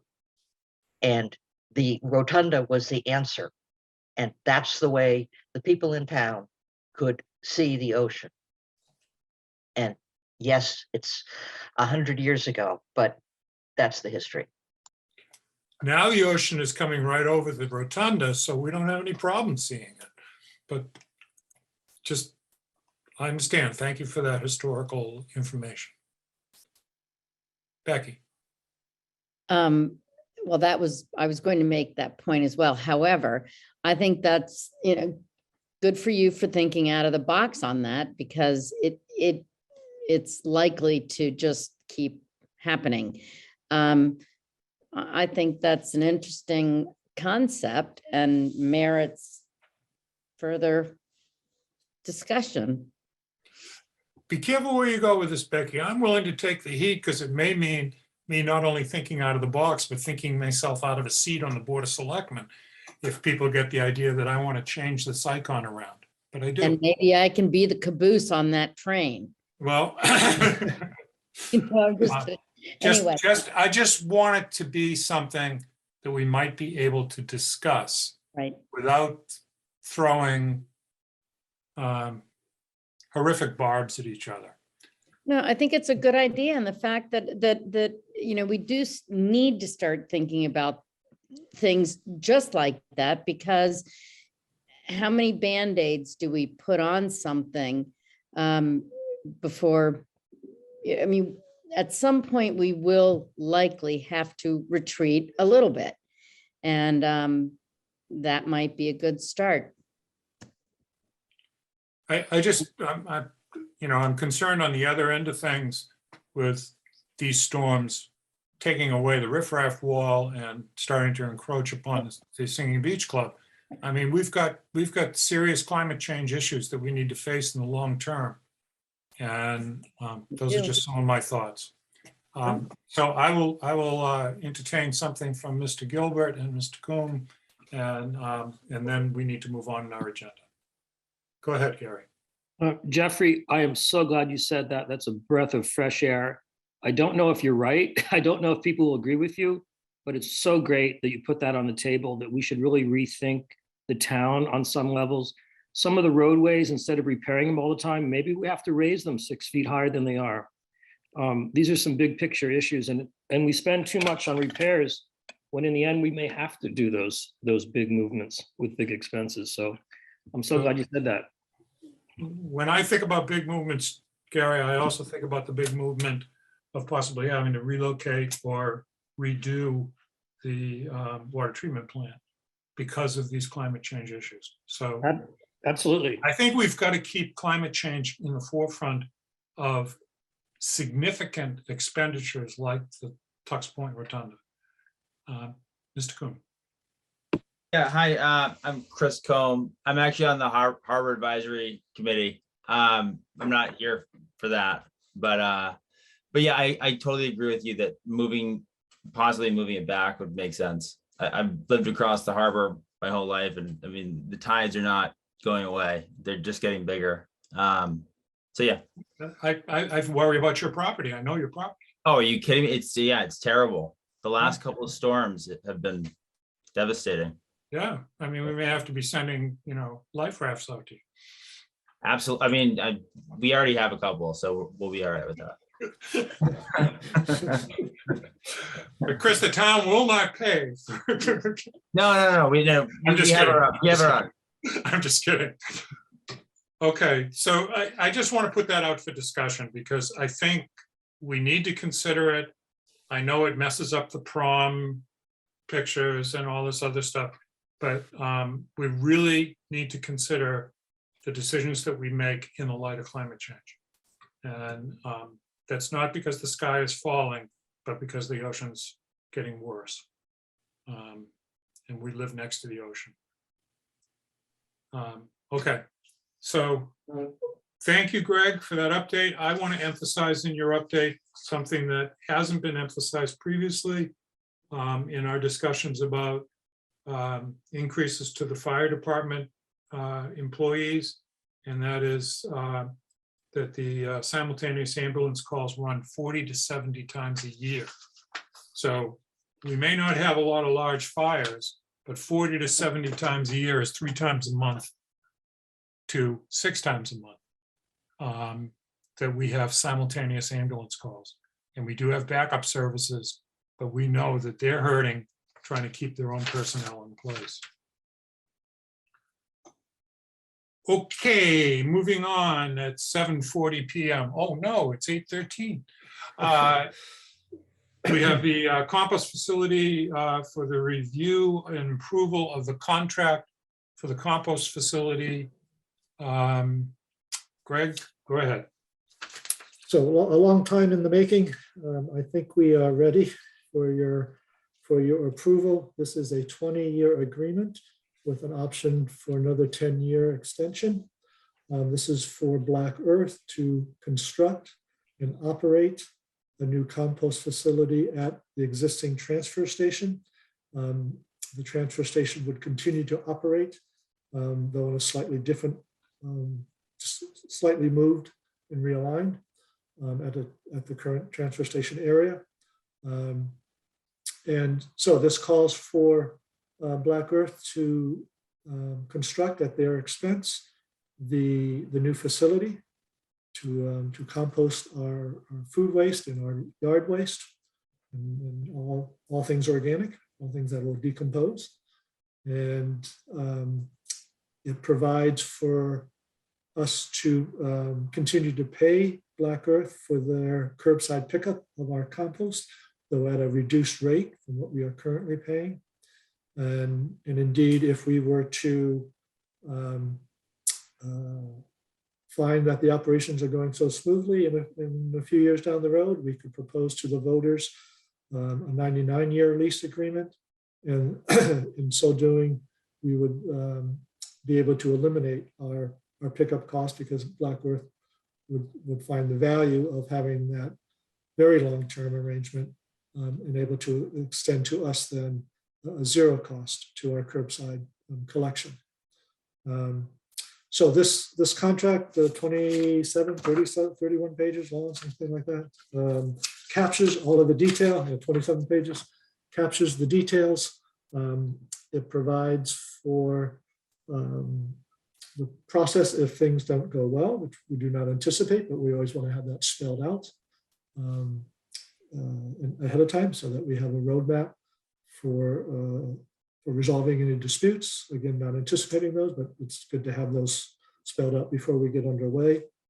And the actual construction of the project is being handled, as I say, by Black Earth, but with their engineers, and we have the ability to review and give final sign off on any modifications to the original designs. There are a few, but we are comfortable now with Black Earth design efforts, and our engineer will be reviewing and approving what modifications may be proposed. They're still working through that. Black Earth there's a few more to go. It'll depend a little bit on final state approval of the basically the operating permit for the new facility. So this obviously moves the existing compost operations to this new location once it is constructed, hopefully by sometime late next fall, early winter, and we can move forward with what we hope to be a long-term deal, a good deal for both us and for Black Earth. Becky? I have a few questions. I'm not sure whether these are for you, Greg, or whomever, but I didn't notice anywhere, and probably was, and I just didn't understand the legalese, but I didn't see anywhere where it really talked about any potential transfer of ownership. It did towards the latter part of the contract go from talking about contractor to contractors. But there was no specific mention of how it would be transferred. Is that something that's, I mean, Andrew, I'm guessing you're not going to be doing that in 99 years. I could be wrong, but that. Right, so this anticipates a 20-year deal with a 10-year renewal. And if indeed, Black Earth decides to hang it up before then they either need to restore the site to its original or leave the equipment and the facility is in place. So if Black Earth decides this isn't what they had hoped it was going to be, and they move on to bigger and better things or whatever, we still own the land, and we would have either the land restored or we would take over the facilities that are there. So in other words, if at some point in time, if Andrew is no longer Black Earth and somebody else is Black Earth, that doesn't matter because Black Earth is Black Earth. Well, that's true, yes. Okay. So you're saying if the series gets canceled, Black Earth, the next generation, how does that work? Exactly. Okay. Okay. That was one question. The other question was on page 13 of the contract, where it talks about station times. Is there any, I didn't see where if for some reason the days and times change. I mean, it gives very specific days and times, and that might change, but I don't see where there's any room for that to be modified. Well, just so in general, there can be amendments to the contract, but those have to be agreed to in writing by both parties. Okay. So right now that is in there because that's an agreement between Black Earth and the town for those specific hours. Right, and that's our current operation. Okay, yeah, yep. All right, and then I'm just trying to get to the next page. 14.4, last sentence.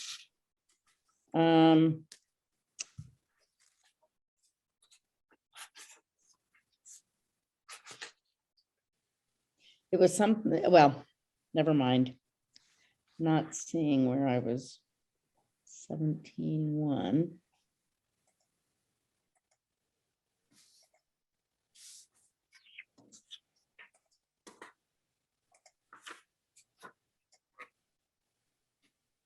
Sorry. I think my other question was answered by something you said, Greg. Thank you. Thank you, Andrew. Yep. Any other questions or comments from the board? So I should have said at the beginning, this has been fully vetted by council and has stamp of approval from both parties, town council as well as Black Earth Council. I should have known that. I'm not, no lawyer, not even close. Yeah, me either. It's real complicated how they speak. You have to like force them to speak in English. Okay. A total nit on in section 14.1 termination. Section A on the third line, it's the wrong kind of it's. There's a few of those. I tried to catch them, but, oh, I see that. It's lender. Is that where you are, Ann? Yep. Yep, yeah. Okay, thank you.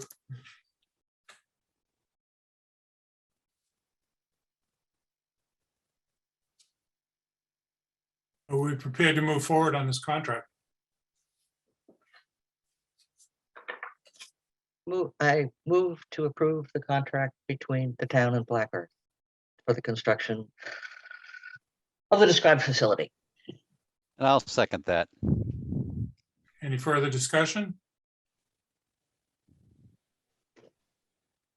Roll call vote. Ms. Harrison, Yes. Ms. Jakes, Yes. Mr. Bowling, Yes. Mr. Round, Yes. and the chair gratefully endorses and says yes. I'm really excited that we've gone through this process and that we've worked it through. I know it was tenuous at some points, and that everything was worked out. And that Black Earth will be siting here in Manchester-by-the-Sea. It's been something we've been looking forward to for a long time, and it's very exciting. So go get a shovel, Andrew. Thank you to everybody who has worked through this. Yes. It's a great outcome. Yes, thank you to Greg and town Yes. council and Chuck Dam and Nate Nate Rose. Yeah. and Andrew. Andrew and his entire team. It's great that you guys were able to work this all the way through. So, thank you. Thank you all. We're looking forward to it. It's really state-of-the-art building and just looking for it to be a model for other towns to follow. You know, to get closer and closer to Boston, where there's less and less land. So, you know, it's a problem we need to face as society, but no one left space for it. So we're at the landfill. Okay. And thank you for all that you do to reduce our solid waste in this town. Every week I look at the guys come through and take my can, and I really appreciate it. Yeah. All right, so we're going to move on. I'm sorry that we can't have a parade and a party and a celebration, but we got to move on. We got more work to do here tonight. So thank you, Andrew. Thank you, guys. Looking forward to it. Okay, we're sliding towards 24 minutes behind. We have complete streets policy and sidewalk extensions. Well,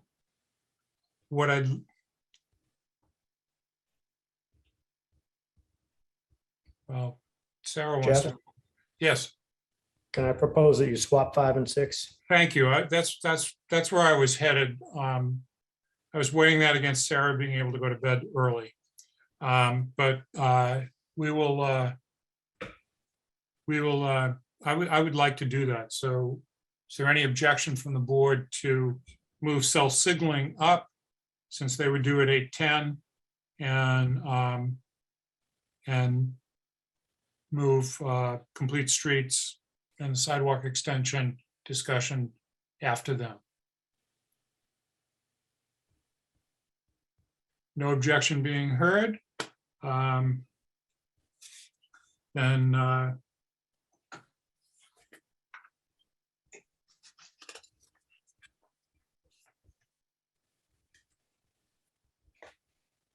we have some people from cell signaling here. We do. My name is Peter Gordeau, and I am a resident of Hamilton, and I am representing Cell Signaling as a development manager. I'm joined this evening by Craig Thompson, who is CST Senior Vice President of Global Operations, and Christopher Combe, who is a business development analyst and a member of the Combe family. I want to thank the board for giving us some time this evening. Our goal is to give you a brief overview of Cell Signaling and its vision for the Atwater Avenue site and some of the challenges that we need to address in order to realize the opportunity. I know that Cell Signaling is extremely excited about the opportunity that this parcel presents. And I think that the town of Manchester should be excited about a potential partnership with a wonderful corporate citizen. So did you all receive the handout that I sent to Greg earlier today? The second handout, yes. Okay. Did everybody on the board see that? You're welcome to put it up on the screen, Peter. I will put it up on the screen. Tell me if you see that. It's coming.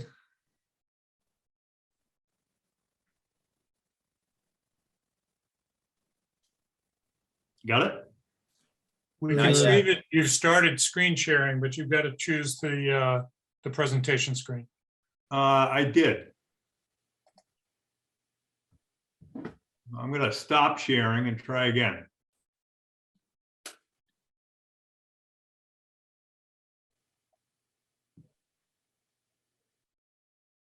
I think that something may have frozen on my end.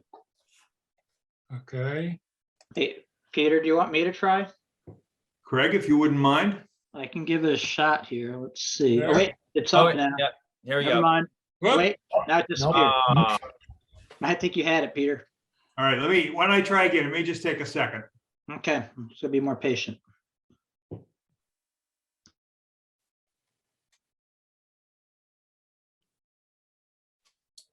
Here we go. Yeah, looks good. Good. Okay. I will quickly swap slides. This first page is really intended to cover most of the relevant facts about what we're trying to do.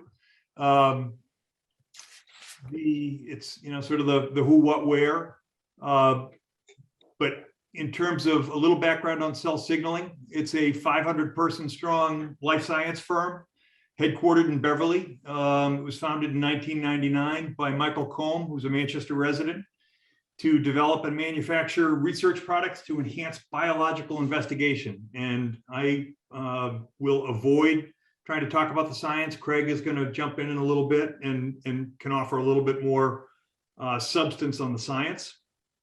But we have spent the better part of the last 2 years looking for a site where Cell Signaling can develop a campus where they can be for the long term.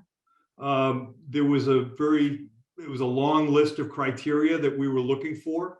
I think we found it in our backyard, but to assemble zoning, access to open space, the right parcel size, access to sewer, and a place where we can sustainably develop a campus were all components of the decision-making process. We looked from 93 to 95 to 495 and landed in our backyard.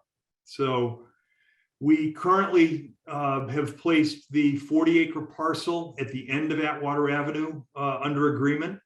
We're underway with a due diligence process. We need to make sure that the development of the company's program is actually feasible on this site.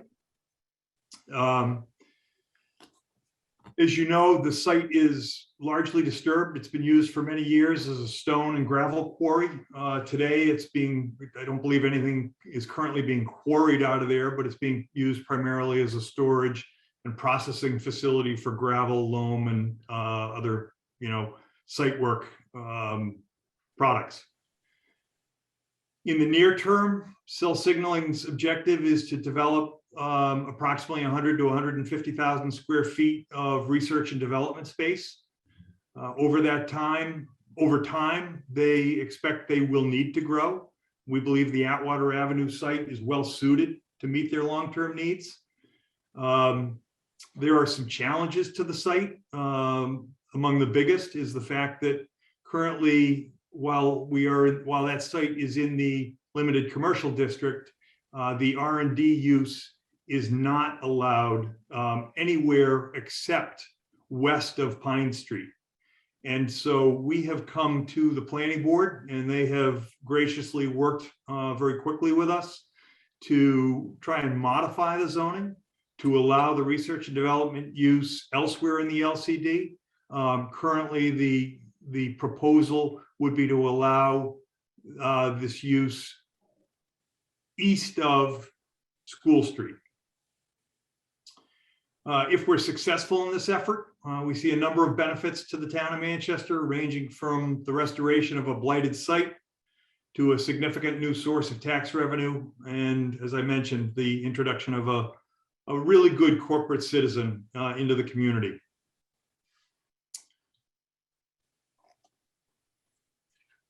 This is the site. I know you don't have a lot of context there, but that would be 128 to the south.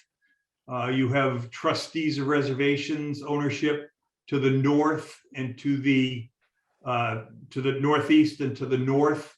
The Brady storage facility and the MAC to the south. And with that, I'm going to pass it over to Craig to talk through a couple of slides more about cell signaling. Sure. Thank you, Peter, and thank you all for allowing us to present.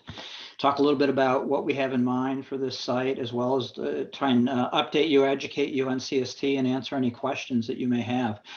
As Peter mentioned, CST has actually been in business now for well over 20 years, and with a fairly simple mission, and that's to enable personalized medicine. And we do this by providing research scientists all around the globe with the highest quality products that we both manufacture, develop and manufacture, at CST. And that helps enable these scientists to better understand biological processes that lead to better therapies for a variety of diseases. And the Comb family, as well as the rest of CST, believes that it's critical for us to conduct our business in ways that are consistent with both social and environmental responsibility. I've actually been at the company now for over 17 years. And as a scientist by training, and now somebody who leads operations there, one of the reasons that I've been there for 17 years and that I remain there is in fact the commitment the Comb family has, not only to the improvement of our biological understanding of disease and trying to improve therapies for people, but it's their commitment to the local environment and the global environment as well. It makes it a really meaningful and impactful company, to be a part of, and something that I am personally actually quite proud of. Go to the next slide, please, Peter. So the products that we develop and then sell enable scientists to better understand some of the most common diseases that afflict humans. And that includes such diseases as cancer, diabetes, Alzheimer's.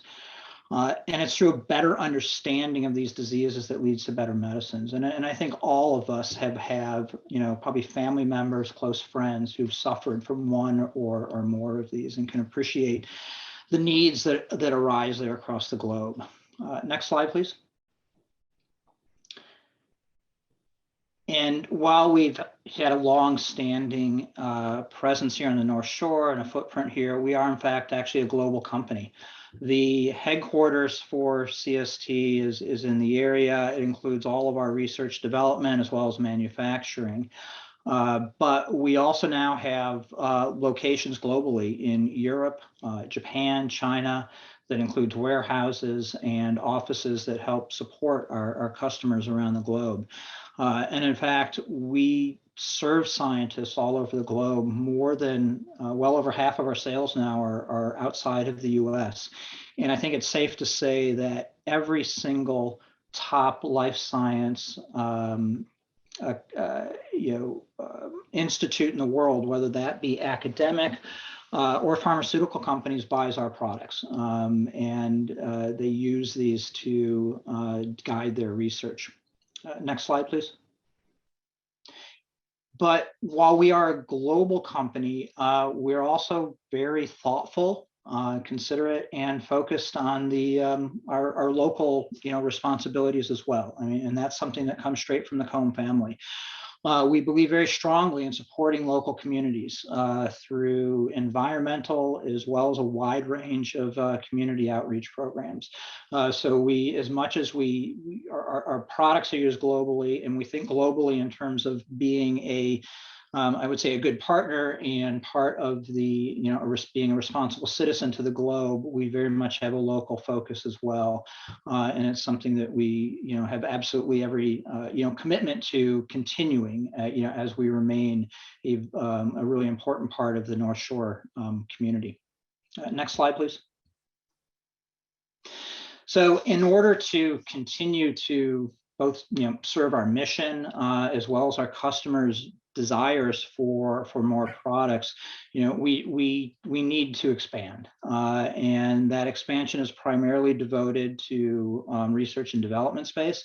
As Peter mentioned, we haven't sort of settled on an exact square footage, but we're looking at approximately 125,000 additional square feet that's needed to support our mission. There's more details that will be, figured out here in the near future. I do realize that one of the questions that's come about, from some of the discussions that we've been having with members of the local community is questions about what type of, what kind of work we do and what risks that may pose. I want to make clear here that CST does not work with any sort of infectious disease pathogens that would pose any risk to the community.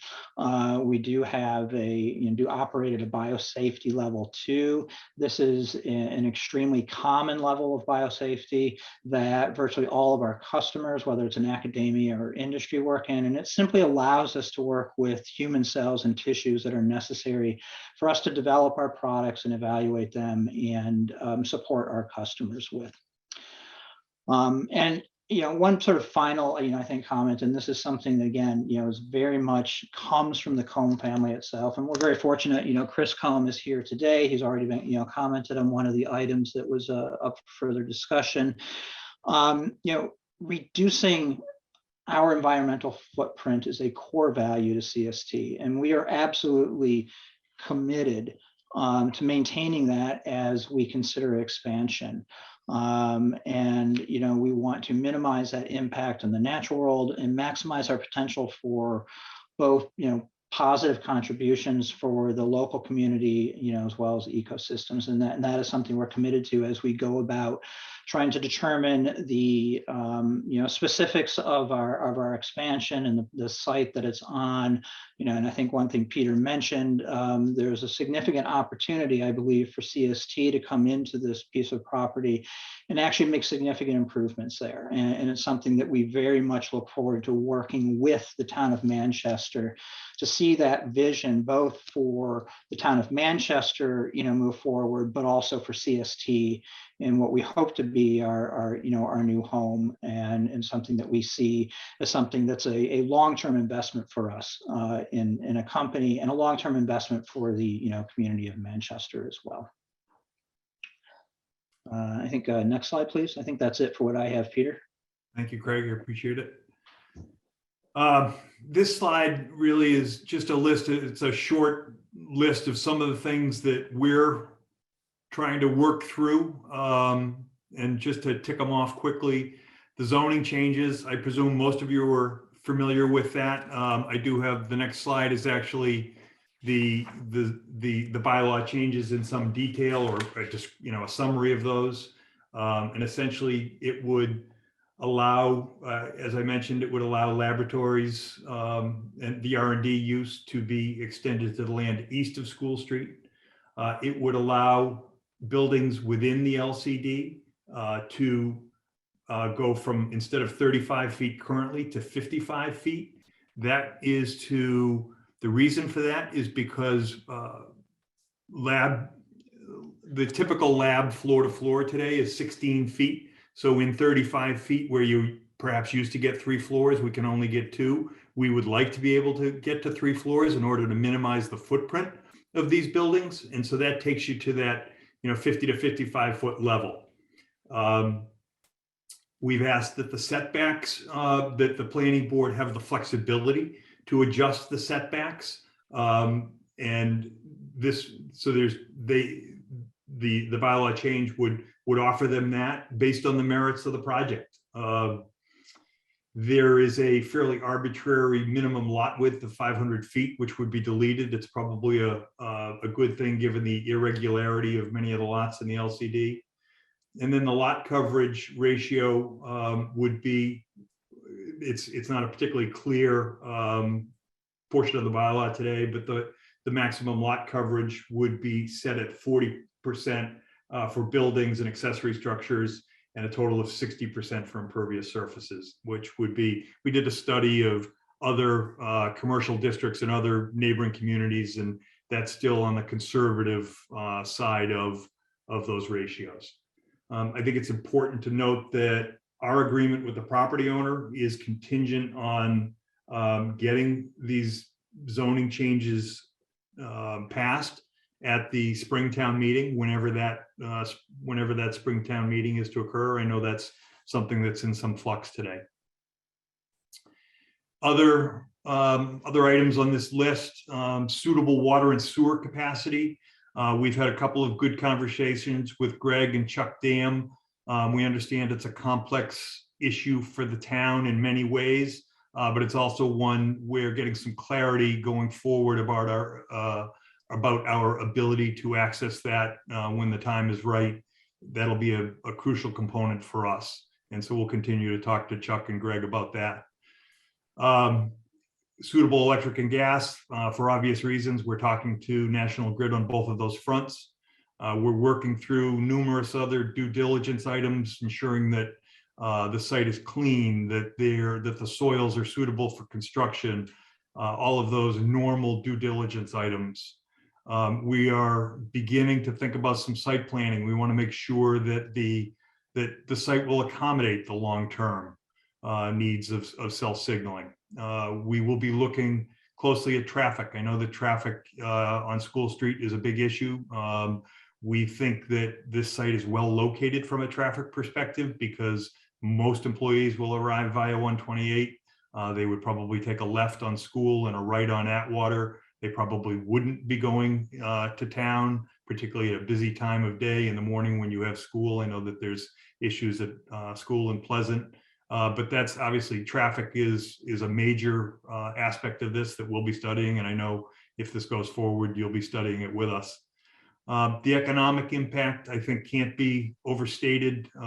This is a very high value facility. I think it would be, it'll contribute significantly to your tax rolls should it come to fruition. I think it's in many ways, it meets many of the goals set forth in your master plan.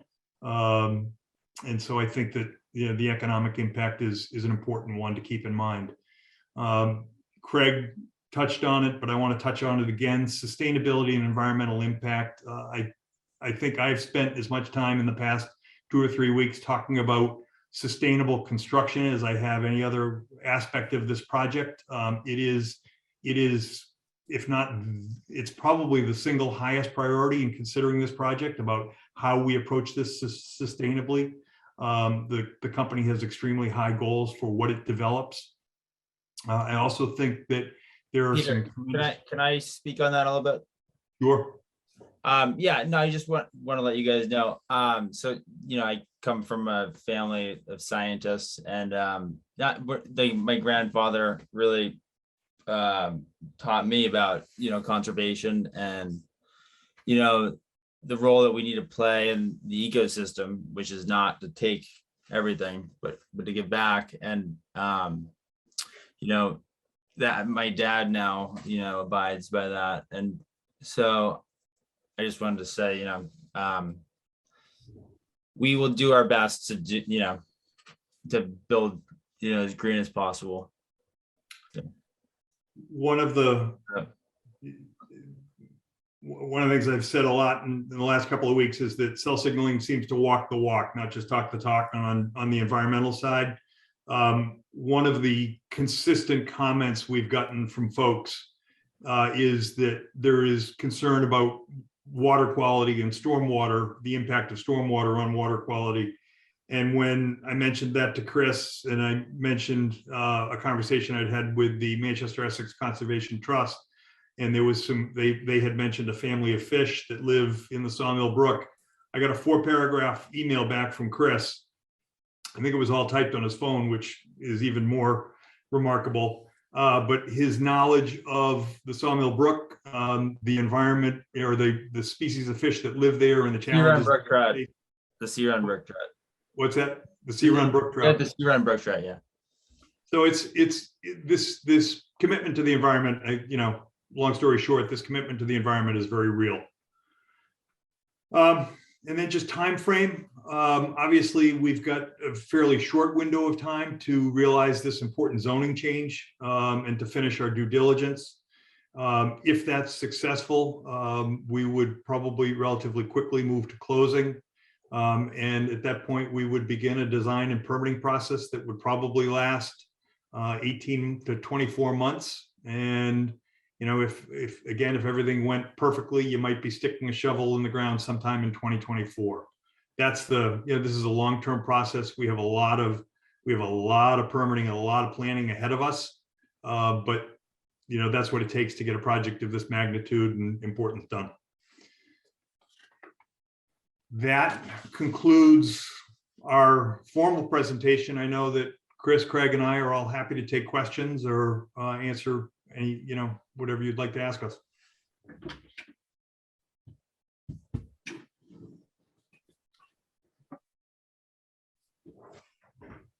Go ahead, Becky.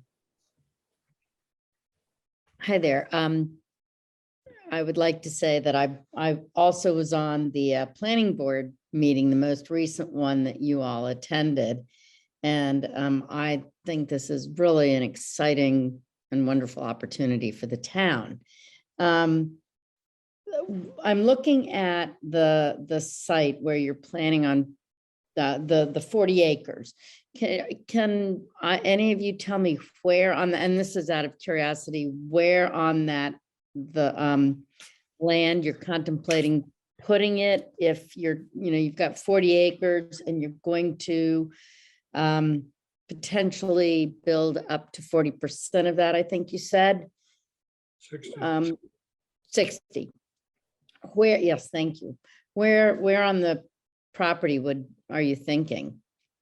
So unfortunately, I'm not sure I can really give you an answer. I think that presently we're testing the site for its ability to absorb, you know, volumes of space, but that the parcel is a challenging one. You have a plateau where you have the old quarry plateau, which is at the 80 elevation. You have a cliff. You have the top of the hill, which is at the 120 elevation, and trying to figure out how to make all of that work and work together is going to be a challenge. Right now, we're trying to make sure that the site will accommodate it, but I don't think we've come to any conclusions as to where we might actually build. I asked that simply because, it's so nice, and this was brought up at the planning board meeting, just having that, the green from the highway. And I know that where you all are located off 128 now, you do a really nice job of having it be very naturally appealing, and even on the inside of the building. So I was just curious where it might be sited in terms of maintaining what green is between the highway and wherever you'll be. that's certainly something we'll be, if this goes forward, we will be coming with lots of those plans to, for consideration at the planning board. I think it's safe to say we have no plans on, taking away the green. Yep. Right. Yeah. So it's going to be set, we'll be set back for sure. I have no doubt. And again, I think it's really exciting opportunity all around. Thank you very much. Mr. Bowling? Yeah, a little earlier, you mentioned that you had been listening to our conversations about the annual town meeting time, and you made a reference to the spring town meeting need for change to the zoning bylaws. And we had discussed timeframe changes of the end of April for our annual town meeting, potentially shifting some of the zoning bylaw changes out into the June timeframe. Do either of those dates present any challenges for you from the standpoint of your purchase and sales agreement or other contractual obligations? That time frame does not present an issue. Thank you. Mr. Round? Yes, Peter, thanks for the thanks for the presentation. I think it's a great opportunity for both of us. I'm not going to ask too many questions because you're still working on a lot of questions there and pushing a lot of things along here. Just in a question of zoning though, and that's kind of the time, I think that's probably the one that's furthest along or is most time sensitive. Do you have animal colonies that you maintain there, and is that all included in laboratory establishments for scientific research, or does that need special requirements? I think we haven't talked about that specifically, but I would have assumed that would be included by the zoning definition of research and of laboratory. Yeah, and I can say we do maintain a very small animal colony that includes mice and rabbits on site. I'd expect that. Not primates or something, but certainly small animals. Yep. No primates, small animals, very, relatively small number of them. Yep. Would you be willing to collect some of the rabbits from the surrounding community? All right. Sure, we'll be taking those in as well. Bring them to my house. Any other questions from the board? I may be flying above my pay grade here, but I had a question on some things that you referred to as needing to be changed bylaws as opposed to variances within the LCD bylaws. Is there a need to actually change the bylaws themselves as opposed to get a variance for the existing bylaw? So a variance would be one path to the proposed development. However, and I am not an attorney, but the path to a variance can be we would not have the confidence necessary to proceed with the site if obtaining a variance was our path to putting this use on the site, if that makes sense. Although we understand that a special permit, that the town has no obligation to allow this use, we feel confident enough that we can put forth a very strong proposal that we're willing to be subject to the special permit provisions. But I think we view getting a variance to be to be greater risk than we would be willing to absorb. Does that make sense? Does that answer your question? That does make sense, yes. And that's certainly not for the Board of Selectmen to decide. It's up to the planning board to decide, and the zoning board of appeals to decide. But that certainly makes sense. Thank you. I just wanted to clarify that. Well, thank you all very much for your time this evening. We look forward to continuing to work with you all, and Greg, with you as well. Thank you. And Craig, I got those rabbits all lined up for you. Just come down to my yard. I can't wait. Thank I'll be you. there tomorrow. Mm. Thank you very much, everyone. Appreciate the time that you've allowed us to present. And again, we're obviously open to whether, questions and that you may have going forward. Thank you very much. Thank you. Good night.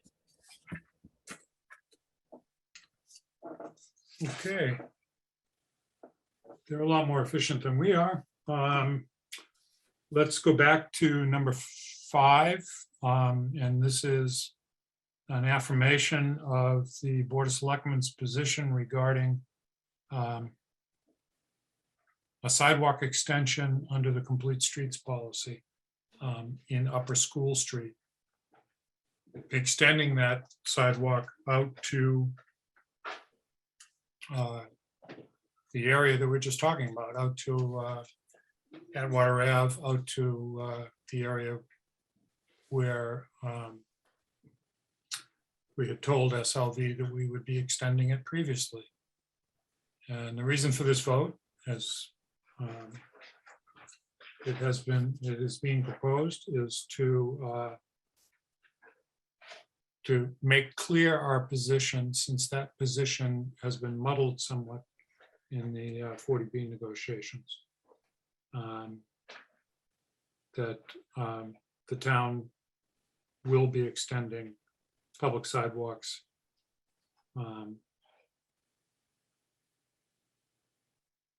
beyond 128 on School Street to Atwater Ave. So, Greg, is there anything you want to add to that?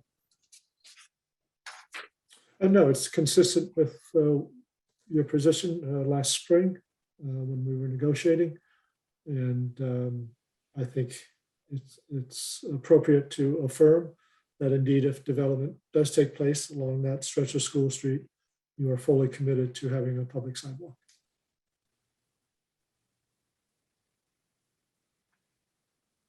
Okay, Ann? Thank you. I think we should be careful not to limit it to Atwater Ave, but that we will extend it so that it would be accessible, easily accessible from the driveway proposed by SLV, which is somewhat further down the road.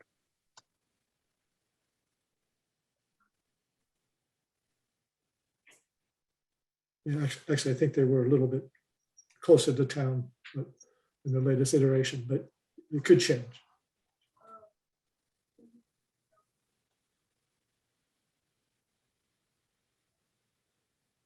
Perhaps language like we would extend it to meet development on the stretch of road to the east, to the north of 128. And to the east or west of School Street.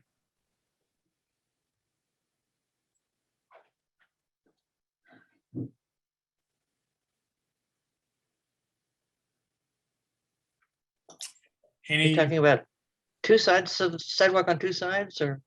No, I'm talking about extending it for development on either side of School Street, including the project that we were just discussing.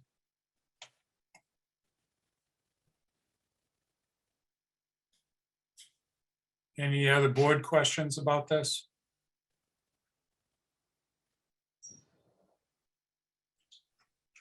Okay, Sarah? Just to be clear, it's my understanding the SLB driveway is 135 feet north of Atwater Ave. So it would need to go north of Atwater Ave.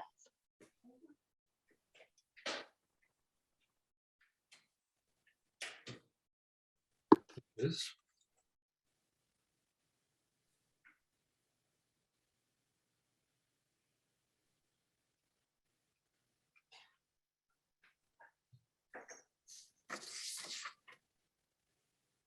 Again, I think Ann's comment that you are extending the sidewalk to accommodate any development that were to take place on either side of School Street.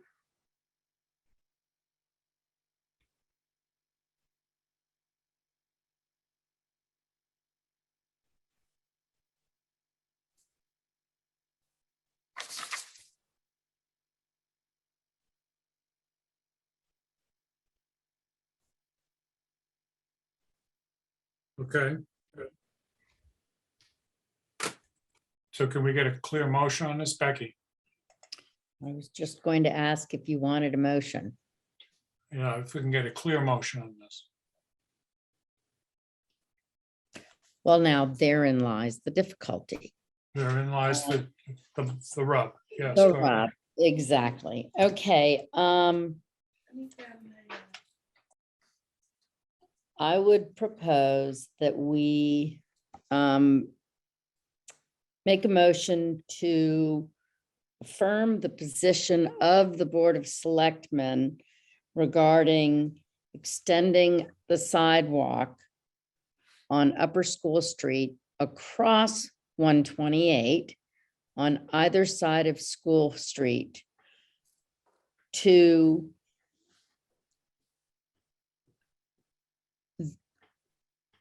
meet any development. How's that? Anne, you're frowning. Sorry, any development, Utopia Farm. That's not a development, is it? If they put another shed on. I am happy to any suggestions and amendments because it's not been seconded, so. To accommodate any new development that might take place north of 128. I don't think we want to say, okay, we want to be fairly careful not to say that we're going to put in sidewalk on both sides of the street. That's right. She said either, which means it's one or the other. I think the language can be simple. Okay. To extend the sidewalk to the north side of 128, on the north side of 128, because it already exists, to accommodate any development on Upper School Street. On Upper School Street. Second. Okay, Sarah. I was just going to say that I'm assuming the sidewalk will be on the east side of School Street. And extension, and it might be important because it may be that the police chief will require action motivated pedestrian lights to cross School Street and across the ramps up from 128 on the east side. I believe that in any design of a complete streets program, that the ability to cross the street from the sidewalk on the SLV side to the sidewalk on the east side of School Street would be included in the development of that proposal. That would include any crosswalks or traffic lights or anything else that was necessary. In other words, we will design a safe crossing for any development that does happen on Shingle Hill.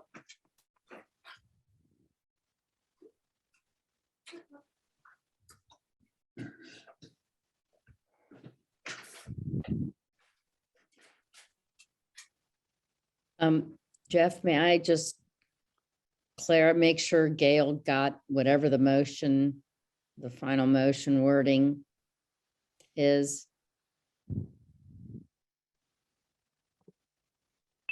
I've got it. Okay. Would you like me to read it back to you? No, ma'am. I would. Okay. All right. Move to extend the sidewalk on the north side on the north side of 128 to accommodate any development on Upper School Street.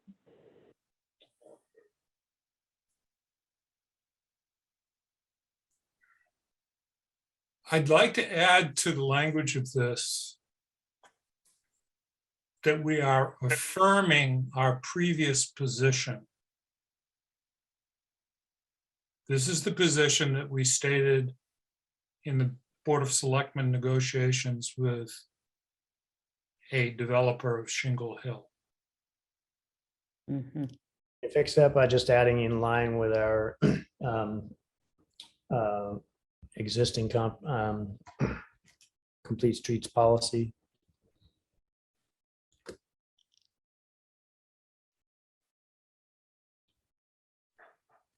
Okay, so that's the way the language would go, Eli? Just put that on the front of the amendment. Yeah, in line with our existing complete Yeah. streets policy, the Board of Selectmen affirms Its previous stance. Mhm. the decision to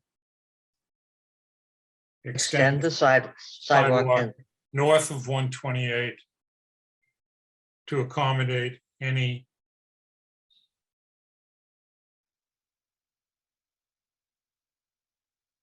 development. New development. development.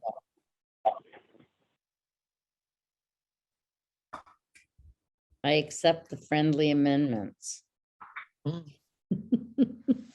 sausage.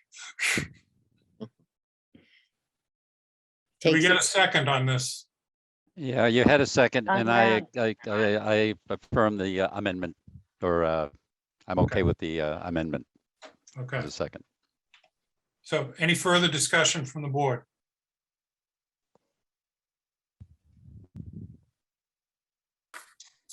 Roll call vote. Mr. Bowling, Yes. Mr. Round, Yes. Ms. Harrison, Yes, Ms. Jakes, Yes. Mr. Bodmer Turner votes yes.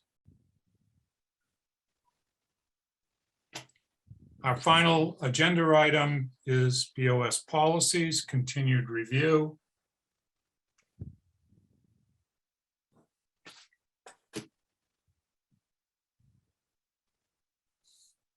And here we're going to be talking about town council's response to our request regarding retaining recordings of meetings.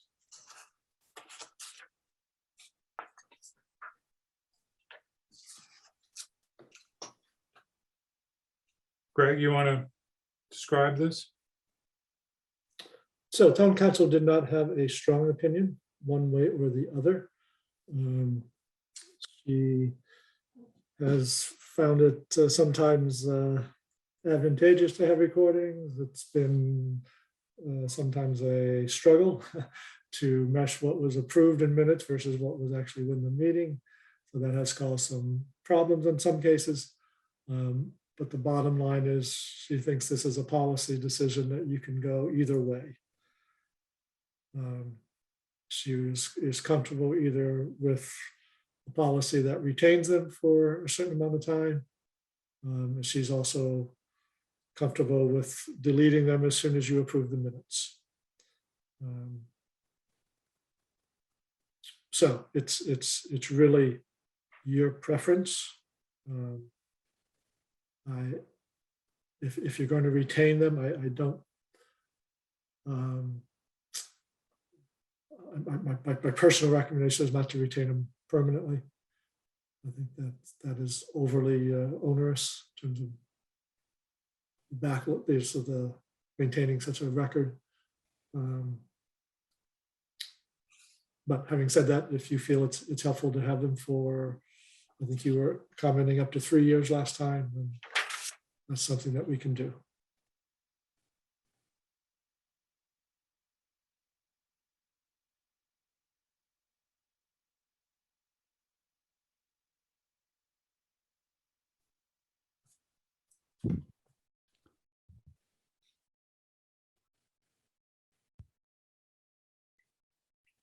Any Jeff, questions? if I may. Go ahead, Ann. Yeah. Okay, I think we should defer the discussion of this because we haven't heard from the other boards with quasi judicial authority. And I don't see any point in fine tuning something that may not work at all with the other boards. Second, to be perfectly frank, I did not, the idea of spending $4,000 to keep these things is just what I had in mind, what I described to Eli and Greg was something much more along the line of taking a recording, putting it on an SD card, putting it in an envelope, putting it in a folder for that year or that month of the year. If somebody wants a copy, we sell them an SD card. We make a copy of the existing one. They go home with their SD card. I didn't anticipate going to permanent storage on rotating media on shared servers. That's just way beyond what I had imagined. And I would like to, I sent something around on the permanence of various media. And according to a professional organization that evaluates these things, SD cards are much more reliable than rotating media. The reason that there is RAID with multiple copies is that rotating media are not in fact stable. And and SD cards are in fact one of the more stable media that we have today. We could burn these things onto CDs, except onto DVDs, but even writable DVDs are less stable than SD cards. And so there's the model that I had in mind as we set this up. And we have gone way off in a scary and expensive direction.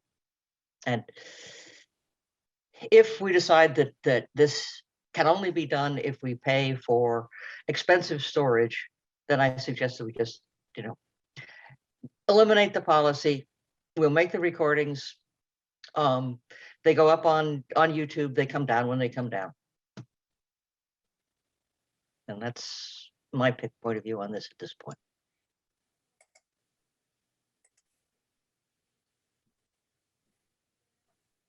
Any other board members' comments? If I may. Go ahead, Becky. I just having read over what Michelle or town council recommended, I don't think that we need to do anything more than what Ann just said.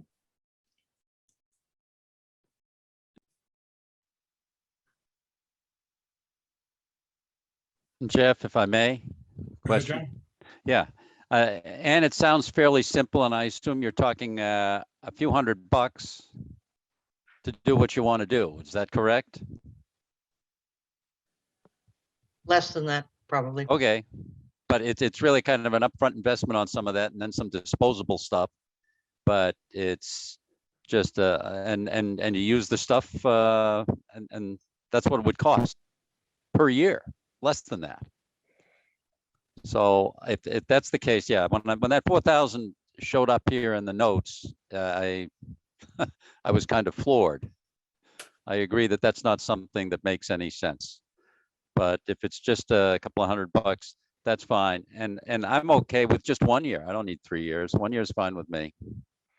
I'm pretty flexible on that. I think it should be retained for a little bit because minutes go out there and then somebody may have a question and you need to refer, but I think a year is enough time. If I may respond. Sure. My reason for initially not putting a limit on it is that somebody has to pay attention to get rid of them. If you make them say that you have to get rid of them. If they sit in a folder, yeah, it's going to increasingly clog Greg's closet, but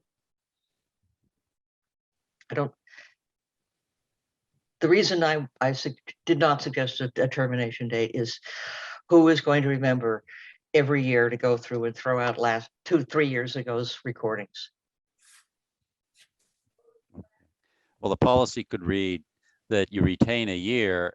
If it sits there longer than that, it doesn't make any difference. The policy says that we'll have it for a year. And if you want something within the past year, we're sure to have it. And if it gets disposed of every couple of years or something, it doesn't make too much difference, but the year would be the limit that anybody would be able to ask for information. Jeff, may I clarify? Thank you. When I said I agree with what Ann was saying. It was not the SD cards. It was the let it go up on YouTube for however long and then be done. And not actually keeping or maintaining physical copies. Thank you.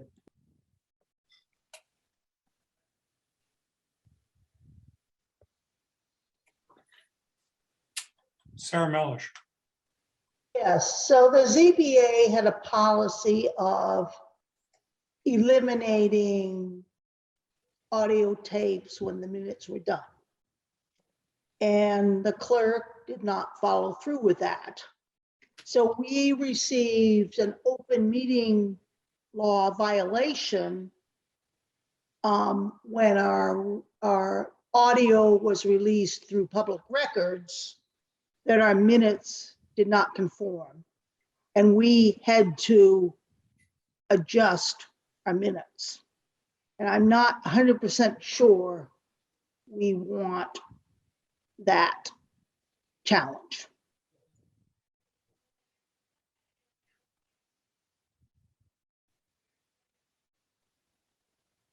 If we don't retain them, if we eliminate the audio when we complete the minutes, then we don't have that challenge.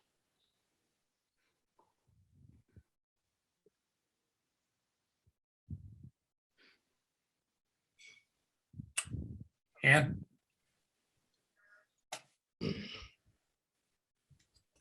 If there's a situation where the minutes don't reflect what actually happened, then there is a problem and we deserve to be in trouble.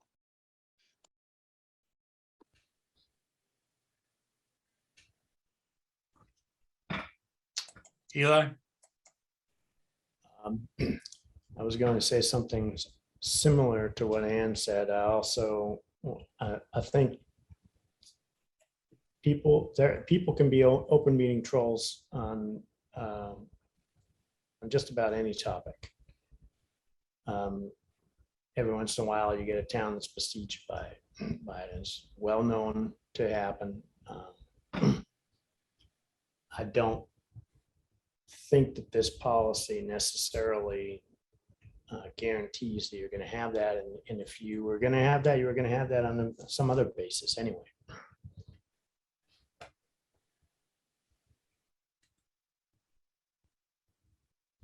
Also, earlier, when Ann clarified her position about a simple and cheap variation or presumption of storage, that was my thinking as well. I support her position on that.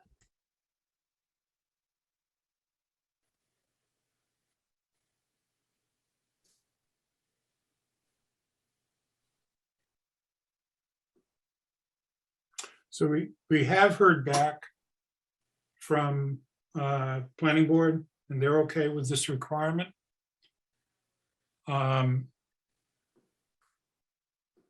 There were 4 other boards,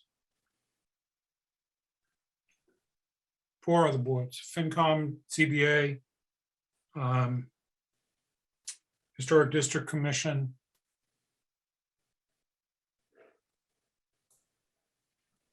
Concom. Concom, thank you, John. Board of Health and not FinCom. Not FinCom, yeah. Okay.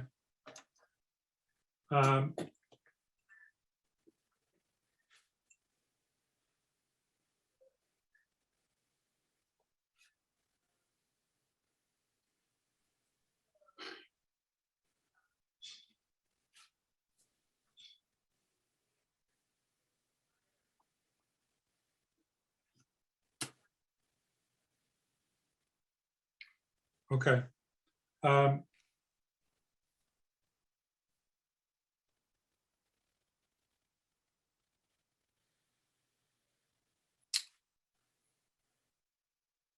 What I would like to suggest is that in our policy of creating policy, that we go forward tonight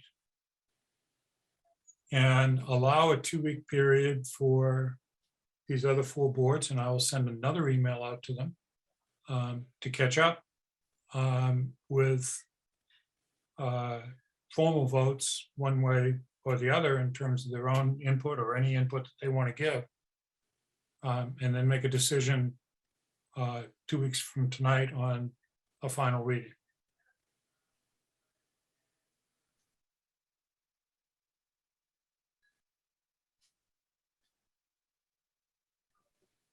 Is there any objection to that? I just don't want this to drag out into the end of March.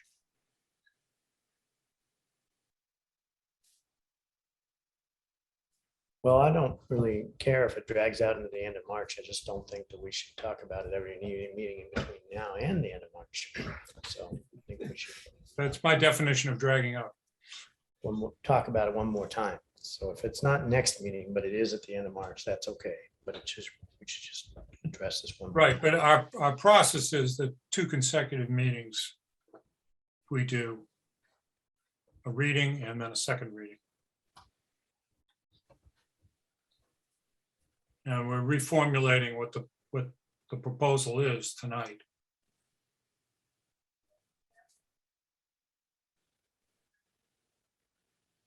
Sorry, which change had we made tonight? We've talked about different timeframes. We've talked about what kind of storage there would be.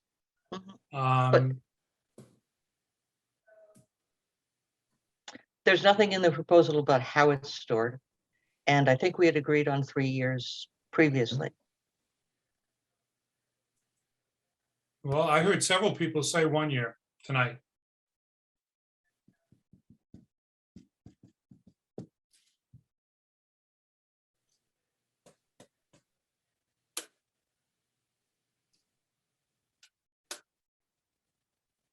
I think that at the last meeting, Ann, you're right. I think we had spoken about 3 years, but that's not a settled issue. Mhm.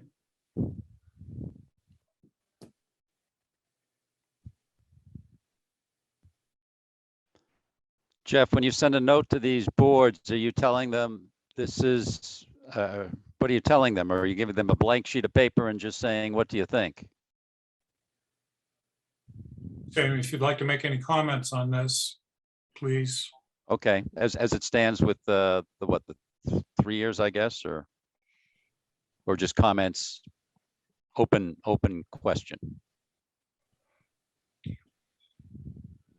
I don't recall that we actually voted on 3 years last time. I don't think we did. I think it's, So you're right. So I said storing media for a period of time. I didn't say 3 years or whatever, because we didn't have a vote on it. We discussed up to 3 years. So We did, but we didn't vote. Mhm. So what I'm suggesting is that we make a vote on a specific proposal and then send it back out to the committees for their comments. Now, my recollection was that we did, in fact, make a vote to ask Ann to make the changes that we discussed in the meeting and send those out to you guys. So we didn't specifically, I don't think that we specifically voted and made a motion to change it to 3 years, but I believe that we did ask Ann to make those changes to the document and send it out to you. And then to be reread today. Yeah. So it had the same effect. We certainly weren't going to be sending that original permanent storage document to the other boards. Yeah.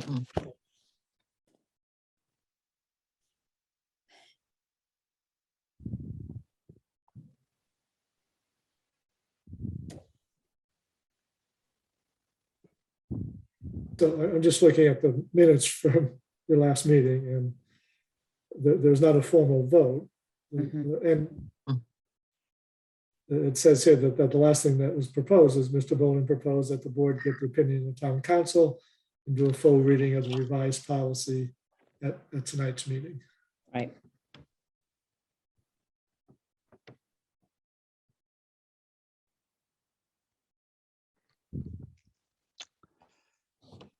The revised policy.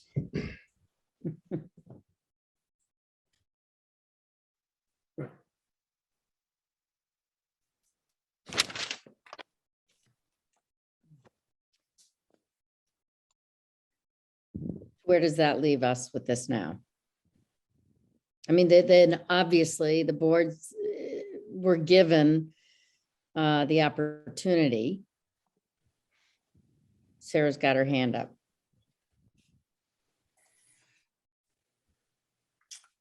Sarah. To the best of my knowledge, neither the ZBA nor the Finance Committee was provided with this proposal.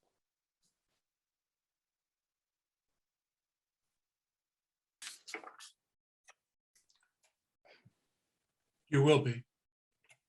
Thanks. Look forward to it. And Sarah, it was my mistake to include the FinCom in that. No issue.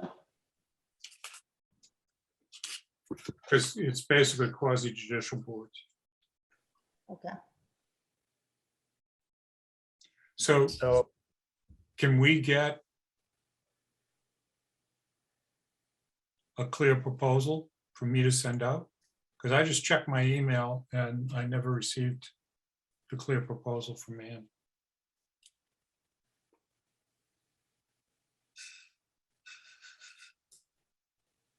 I have it in front of me. I will change it from its current red line form to the proposal. As I understand, we've agreed. I would like to hear at least a consensus on whether 1 year is sufficient.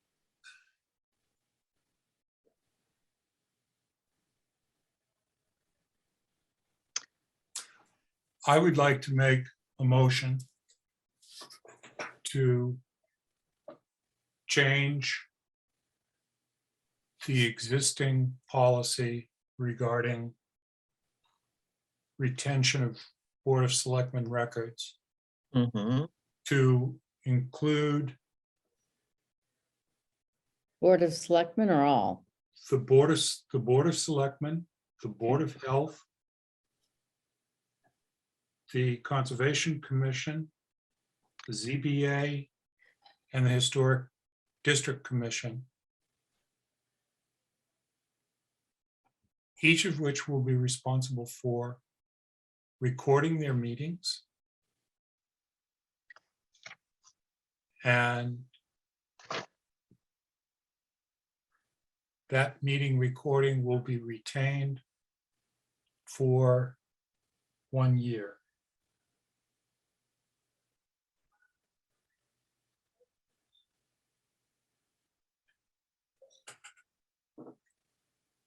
Is this for audio and video or just audio? Each of which will video record their meetings. Thank you.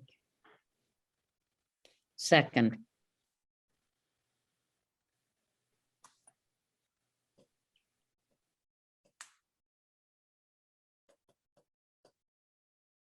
I've lost the thread, and without seeing it in front of me, I'm having trouble keeping this in one spot. Where are specifically where are the changes again?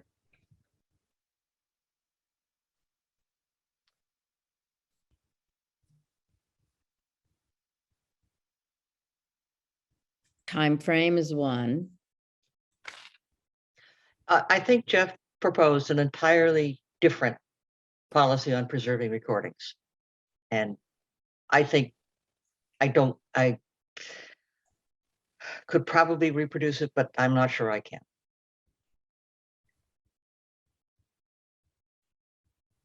And do you want to share your screen on this? Yeah, sure.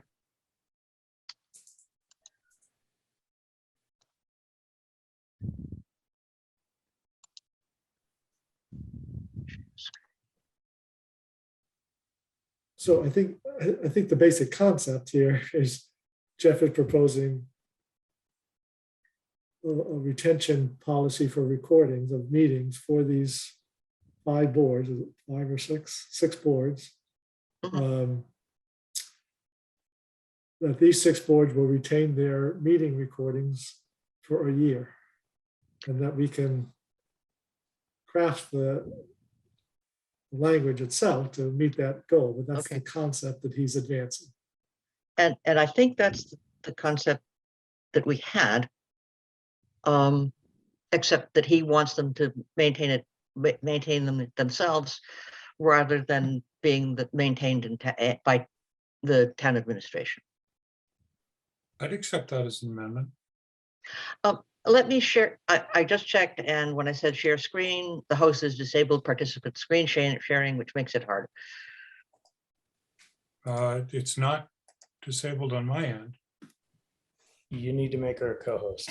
Oh, wait, there we go. No, because the folks from No, I made them a Development co-host. Project weren't co-hosts. Did you make them co-hosts? I made Peter a co-host, yeah. Oh, okay. I just made Ann a co-host. All right, thank you. Yeah, okay. Ting here.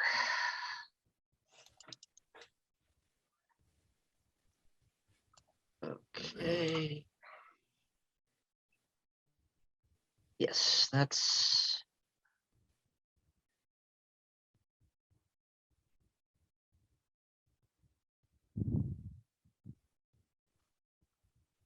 And we would change 3 years to 1 year. And from both voice and video to just voice. I would prefer video. But to just, yeah, yes, but we don't need both voice and video, I don't think. Video includes audio. No, it doesn't. Not.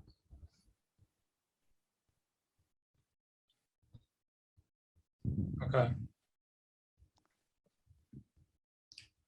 There are 2 places where it says Yep. 3 years. Yep, and I'll find the other one. Yeah. Right there.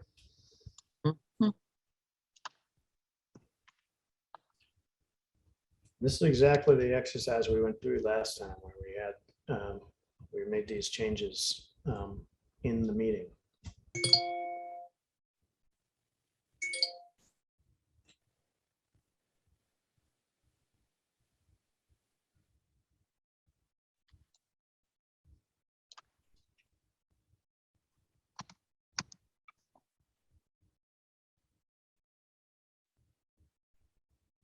And this is what was sent around? Well, I mean, the previous iteration. The last thing I sent around, I'm sorry, I got involved and forgot to send around the version that went from permanently to 3 years. And the changes, what had been sent around was permanently. So are we also changing where the recordings will be stored? No, this says what these recordings will be stored in town hall. Right, but when you said that the, before, I thought you had said that the boards were responsible for. I did not. I did not. Jeff. I just didn't specify town hall. So this is fine. This language is fine. Let's just make the changes make the changes on this proposal so that they're not in track changes and the language is just the language. Right.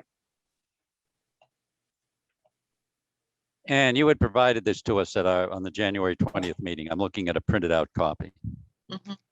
So all we've changed is 3 years to 1 year. Everything else is the same. No, I have a concern here, Ann, about, oh, no, okay.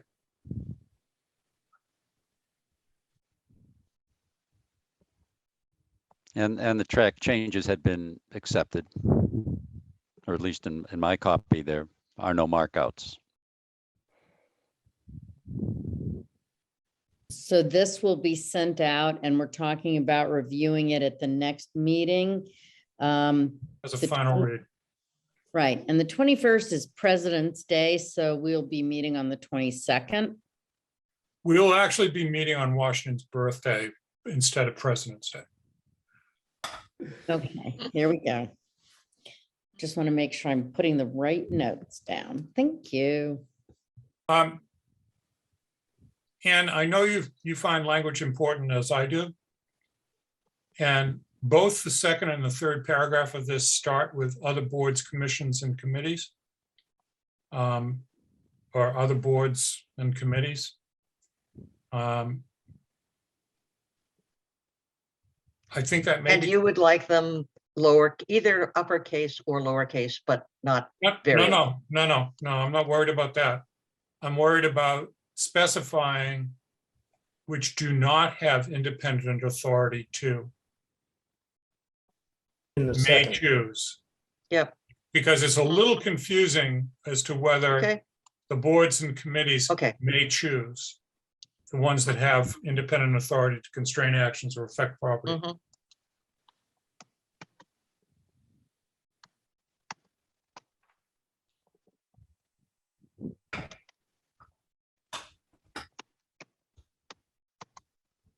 No. Just copy and paste it.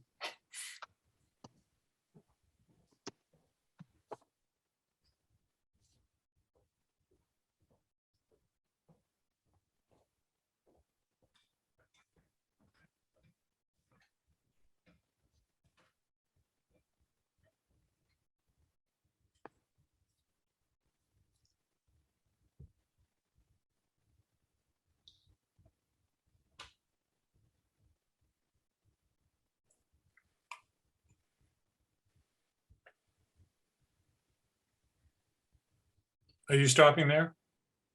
I think copying another, the whole section about their authority is going to make it impossible to read. And I think no such authority, no such independent authority is more readable. I think that's fine. And then just fix the little O/B thing on other boards. Yeah. O boards. Like Oh Brother, that was a great movie.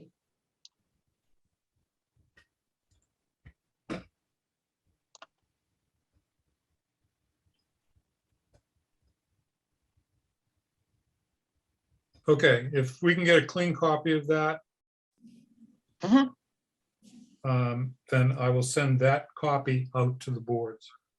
Okay.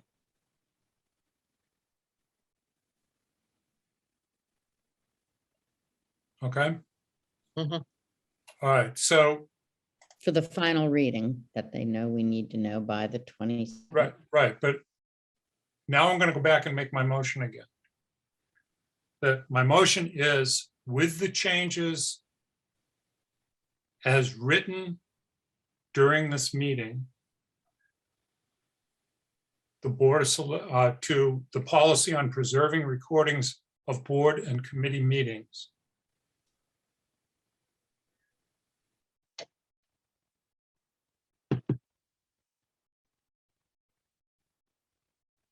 I move that the policy on preserving recordings of board and committee meetings as written be adopted by the Board of Selectmen.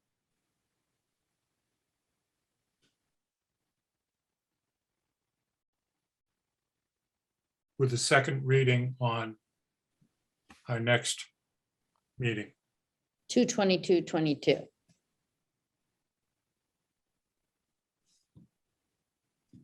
I second that. Okay. Question, Jeff. So Yeah. Are we adopting this now before running it by these other boards who may have input that we may take under advisement and want to perhaps modify this? Right. We can modify this Yeah, on our second reading. We can, but the decision that we made last meeting was that we were going to hold off triggering that second reading phase until after the boards, the quasi judicial boards, had an opportunity to weigh in. Mm-hmm.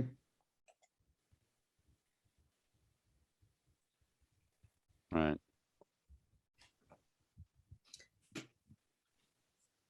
Since the motion has been made and seconded, do we just go around and vote no at this point, or do we vote yes to this and amend later if need be? My concern is, Eli, and I've stated this before, that this will drag on. Mm-hmm. And we're setting a deadline for those boards to weigh in. That the second reading of this policy will be on 2/22.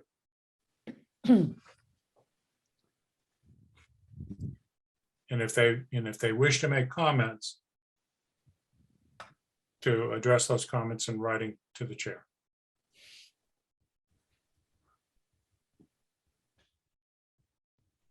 I'm okay with that, Jeff, so long as you, and we will make amendments as needed per whatever comments you might have. We may or may not. It may or may not, yes, make amendments per your comments, yes. As long as you put that in your email, I'm okay.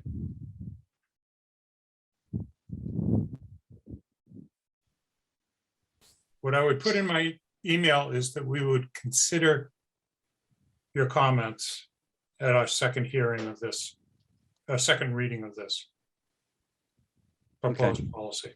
I understand you want to kind of push this along, and that's fine. But that's my intent. All right, so we get to that second reading sooner rather than later. And we move on to other policies. So the vote before us, and you could vote it down if you want to, is that the Board of Selectmen adopts the revised policy on retention of recordings of meetings. So some of those boards don't have any meetings scheduled in between now and that date. They have to schedule up meetings.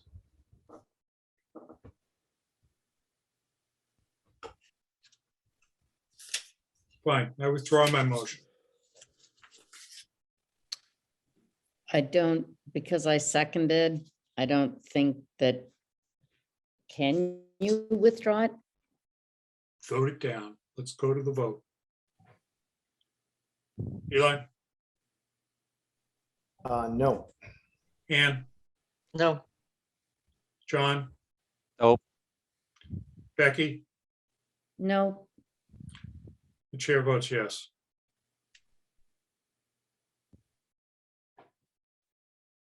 Okay, let's move on.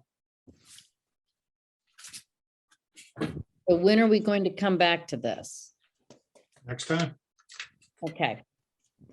I will still tell them that we would like to have their comments as soon as possible. No, we won't come back to it next time because Eli said that there are boards that don't vote, that don't meet between now and then. Or already have their agendas set for a meeting that may occur between now and then. So if I might suggest, you could make a motion to declare the edits you made tonight as the first reading for this amended policy. That's what I was trying to do. And that you will take it up for second reading at your first meeting in March. But that was already voted down, so we can't revisit that unless somebody else wants to make the motion.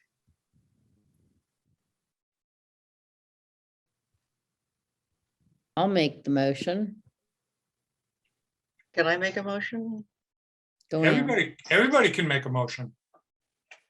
I move that we accept the version of the policy on retention of records, recordings, as a first reading, and that we will have a second reading when we have heard from the boards affected. Okay. I can second that. That makes sense. Are we constrained And by if they don't, times? and if they don't ever get back to us, we never get to do this second reading. Well, then we'll come back and we'll modify our decision. Can we say at the first meeting in March? That's a month away. That should give people time. That is probably enough time. That should be enough time. Okay, I accept that as a friendly amendment.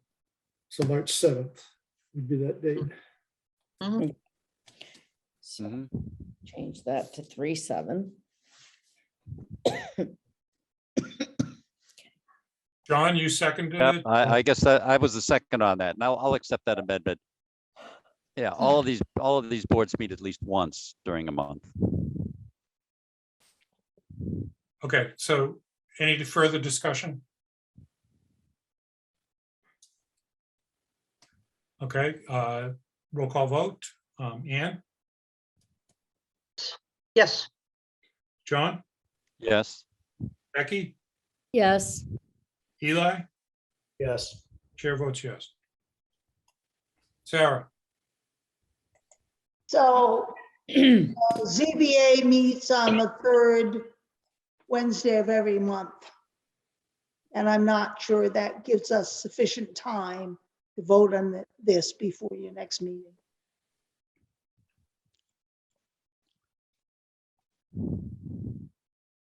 Third That's, Wednesday. that's almost 10 days from now, Sarah. Yeah, right. But I think we need more time.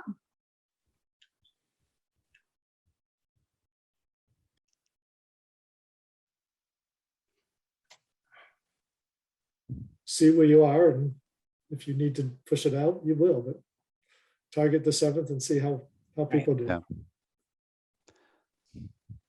The Historic District Commission meets on the fourth Thursday, but I will say there are always 1 or 2 months during the year when there are no applications and they don't meet. Now, I can't say what February, whatever it is, 24th is going to bring, but Well, even if they don't have any applications. they can still meet for this. That's right.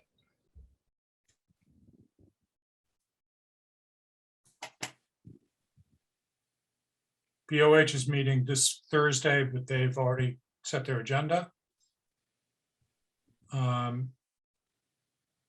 They would then meet on the 24th.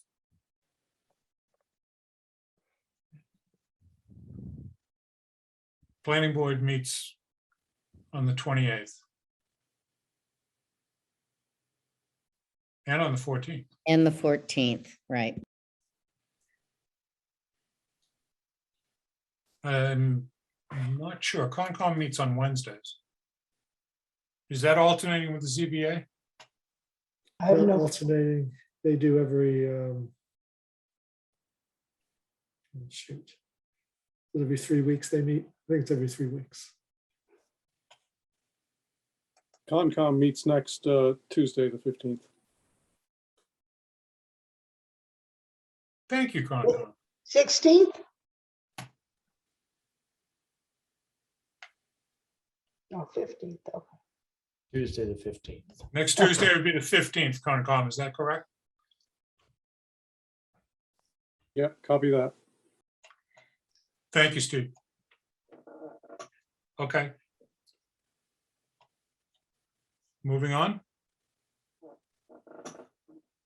Consent agenda. We have minutes. We have lots of minutes. I believe we have minutes for all of December and all of January. You have your changes in on those minutes? Yep. I didn't know where to send changes to the minutes for 118. Yeah, I have that. Send them to the office. To Greg's office.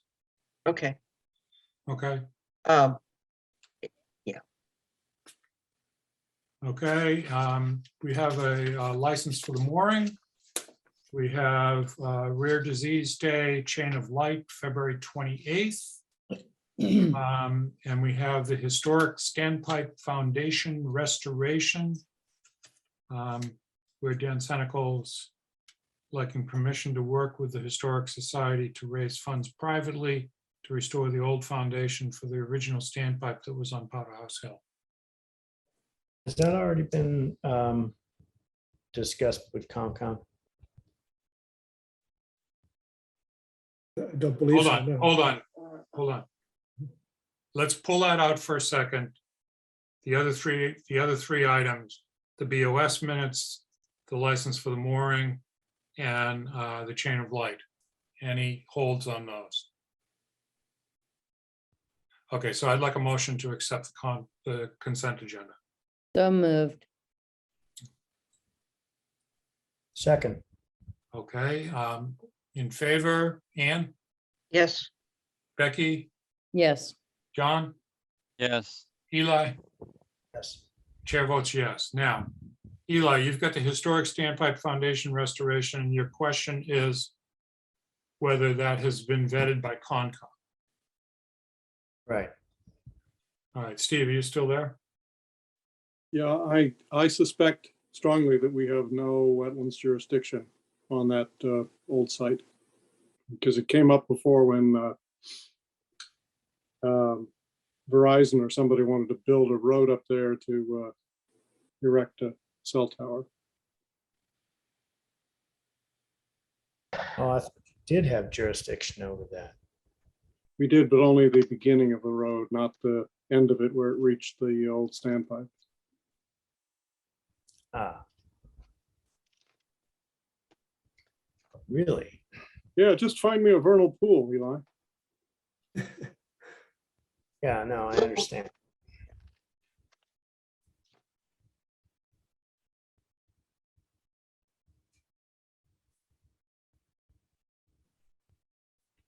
So should we ask Mr. Senecal to bring this to Concom for a determination? He could certainly inquire of Chris Bertoni and she could figure it out in about 5 minutes. Yeah, that's plenty. I'm not asking that he go before Concom unless he has to. I just wanted to make sure that he wasn't raising money for something that was going to have to be vetted by a Concom and had not yet. Okay, so I would entertain a motion that Dan Senecal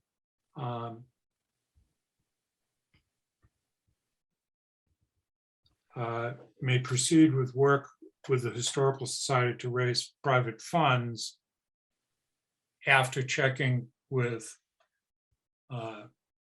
Chris Bertoni regarding any Concom issues with that property.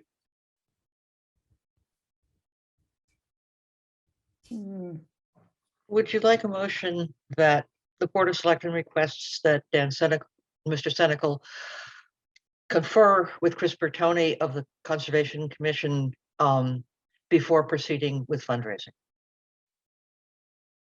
Second. I would go further than that and to say to determine whether there is Concom jurisdiction in this area.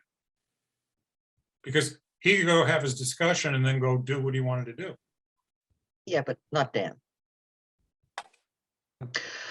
Okay, let me try again. The Board of Selectmen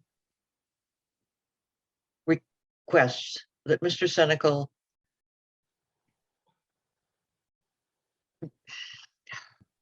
I don't know, I'm sorry, I don't know how to say that he gets Chris Bertoni's blessing without saying what the blessing is. And that sounds to me like he has to get a certificate of non-applicability. You should review it with her. Yeah, if he reviews it with her and decides to ignore her advice, as Jeff has suggested. Which you The wouldn't. outcome would just be that he'd stub his toe in a major way. So I don't think it's necessary for us to go further than Anne's original motion.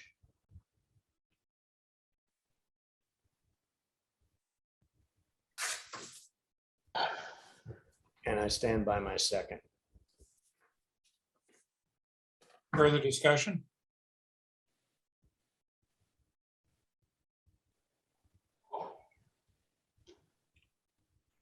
Roll call vote. Becky, Yes. Eli, Yes. Ann, Yes. John, Yes. chair votes yes. Okay, town administrator's report. Okay. Can I ask for a 2-minute bio break? Sure. Or unless it's going to be really short. I can be very brief, but it's up to you. Okay. I don't want. I can stand another 5 minutes. I don't want you to suffer. So, so COVID trends are encouraging. Hopefully, no new variant gets thrown our way. The Board of Health will be looking at the issue of the mask mandate probably at the meeting this coming Thursday. Let's discuss it and see where we should go next with that. They held a local clinic today and have a few more lined up. I want to encourage people to get their boosters. We're sort of stuck at around just over 50% of people getting the third shot. Did well on everyone getting 2 shots, but we're not there with the boosters. And people really do need to get the boosters to be protected. So I want to encourage people to do that. We have the rapid testing kits. We've distributed about 500 of those to not only to staff, but also to folks who are in greatest need of those kits. And the school is also going to be participating in the new state program where students are given the rapid test kits. So stay tuned, but hoping that as winter wears away, the Omicron variant wears away as well. Second item is the transit-oriented development under the housing choice law that was passed last year. There's been quite a bit of chatter about that around town, a lot of comments, a lot of questions about that. What the new law states is that communities with a commuter rail, like a rail station like we have, there would be a strong encouragement for us to develop some new zoning that allows multifamily housing by right within a half mile of that station. The density is, minimum density is 15 units per acre, which is actually lower than our current density that we allow in our general district, which is the area currently around the station.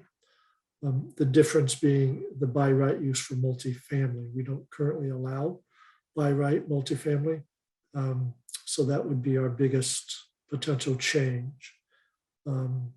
Communities have a choice whether or not to do this. If we choose not to do it, we forego 3 major funding areas, grant sources, the MassWorks program, their housing choice program, and what they call local capital projects. The most impactful one of those 3 is probably the MassWorks grants. We've received grants under MassWorks for dredging in the past. We were hoping to do that in the future. we've talked about Mass Works potentially in relationship to sewer and or water extensions to the LCD. We have a couple of years to decide on this. The end of 2024 is when the deadline is to adopt potentially new zoning regulations. The guidelines are still in draft form. And so that's, the state is accepting comments on those, on the draft guidelines that they are promulgating. What the first requirement that's coming up is for you as a board, you need to hold a public meeting on the new law and what it means. And you need to do that by May 2nd. So we could hold that meeting potentially at your March 7th meeting. And there would be a presentation that Sue Brown and I could pull together using some materials that the state has prepared and walk through not only our current zoning, but what this proposed zoning would require us to do. So that is all we need to do for now, and we still remain eligible, and that would take us through 24. But by the end of 24, we would need to be deciding whether or not to adopt any by right ability for multifamily housing within a certain area, certain district, a new district within town, within that half a mile. So that's the transit-oriented development, and we will have more information available. As I say, we can make that presentation at your March 7th meeting. And then lastly, just an update on staffing. So moving forward with Sue Croft and Sharon George being the staff in working with me and in my office and facilitating all of your needs. And so we'll be moving forward with that combination. And that'll do it for tonight for me.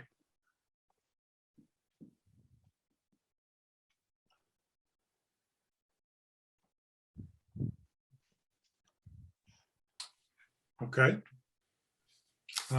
Any questions about Greg's report?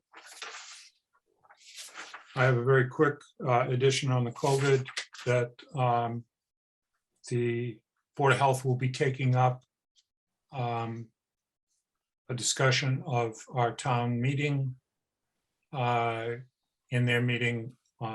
It's part of their agenda set up for this Thursday. And I would encourage you, we're not having a joint meeting, but if you're interested in that, I would encourage you to attend. This is an advisory meeting for the Board of Health with the Board of Selectmen, who has the decision about when town meeting occurs. Okay, we have an executive session scheduled tonight. And there's been an objection raised about this executive session in terms of the content of the executive session and how it was posted. And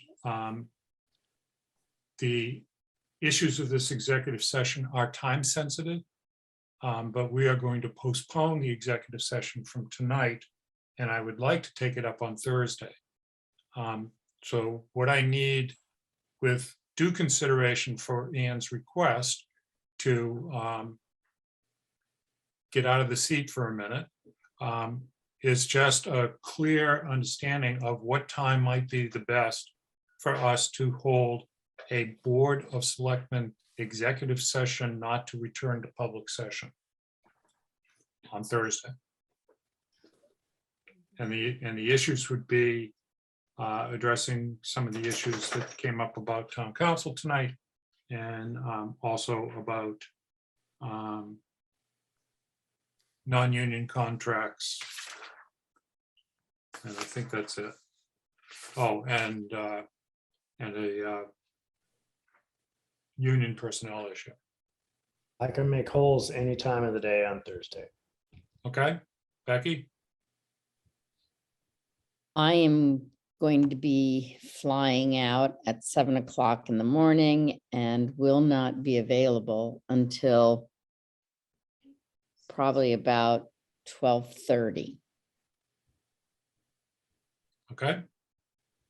John I'm pretty flexible, Jeff. and Anytime Thursday. okay, Greg, what about your schedule? Yeah, so I I need to leave at 12:30. Well, if you all have to do it, you know, if you can get the majority of people and I can't make it. It does need to get done. Okay, Greg, what about Friday? I'm sorry, I'm not available Friday. Okay.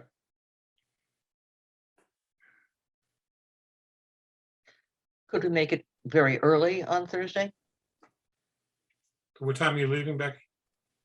My flight departs at 7 a.m. Ooh, How about 5 a.m., man? Now, that doesn't get Becky to her plane. the slight, it is not a direct. I do have a layover where, but I don't know how much time this is going to require. I have a layover, if it goes to plan, from about 8:30, and then my next flight departs at 10. So I don't know if that helps. That's right in the middle of the Board of Health meeting. Yeah, yeah. What if we went for 9:30?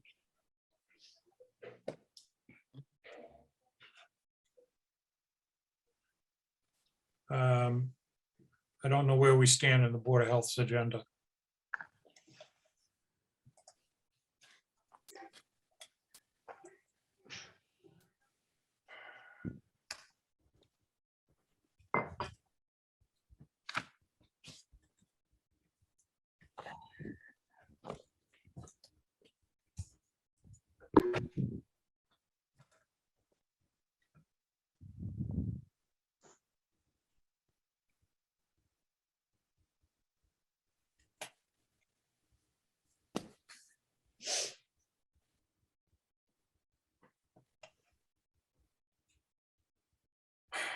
They don't put timings on their agenda. And the indoor mask mandate precedes the town meeting discussion. So that's probably not going to work.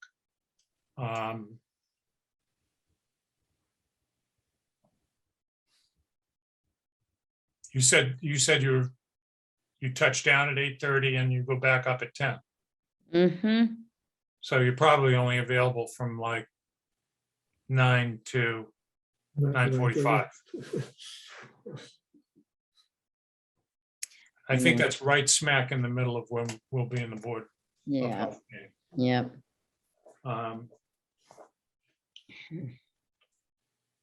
Do you want to try for Monday, or is that too late?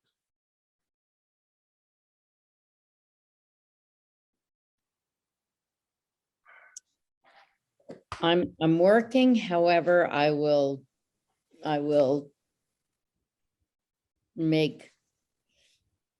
take an extended lunch or breakfast or tea or whatever. If Monday works for other people. Monday for other people? I have something I'd like to be doing Monday morning. John, Eli? I can make holes anytime on Monday. Eli? Excuse me, John? John, you're muted. I can do Monday. Monday evening is probably tough, but Monday anytime during the day is fine.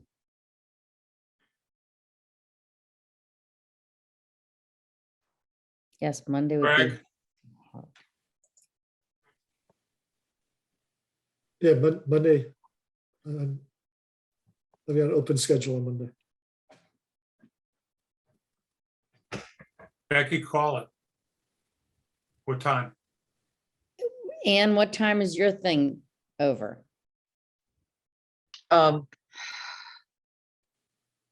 Probably not until 1:30. Shall we say 2? And how long are we thinking? An hour. Okay, 2 o'clock? 2 to 3? John? Yep, that's good. Okay, 2 o'clock on Monday then. Okay.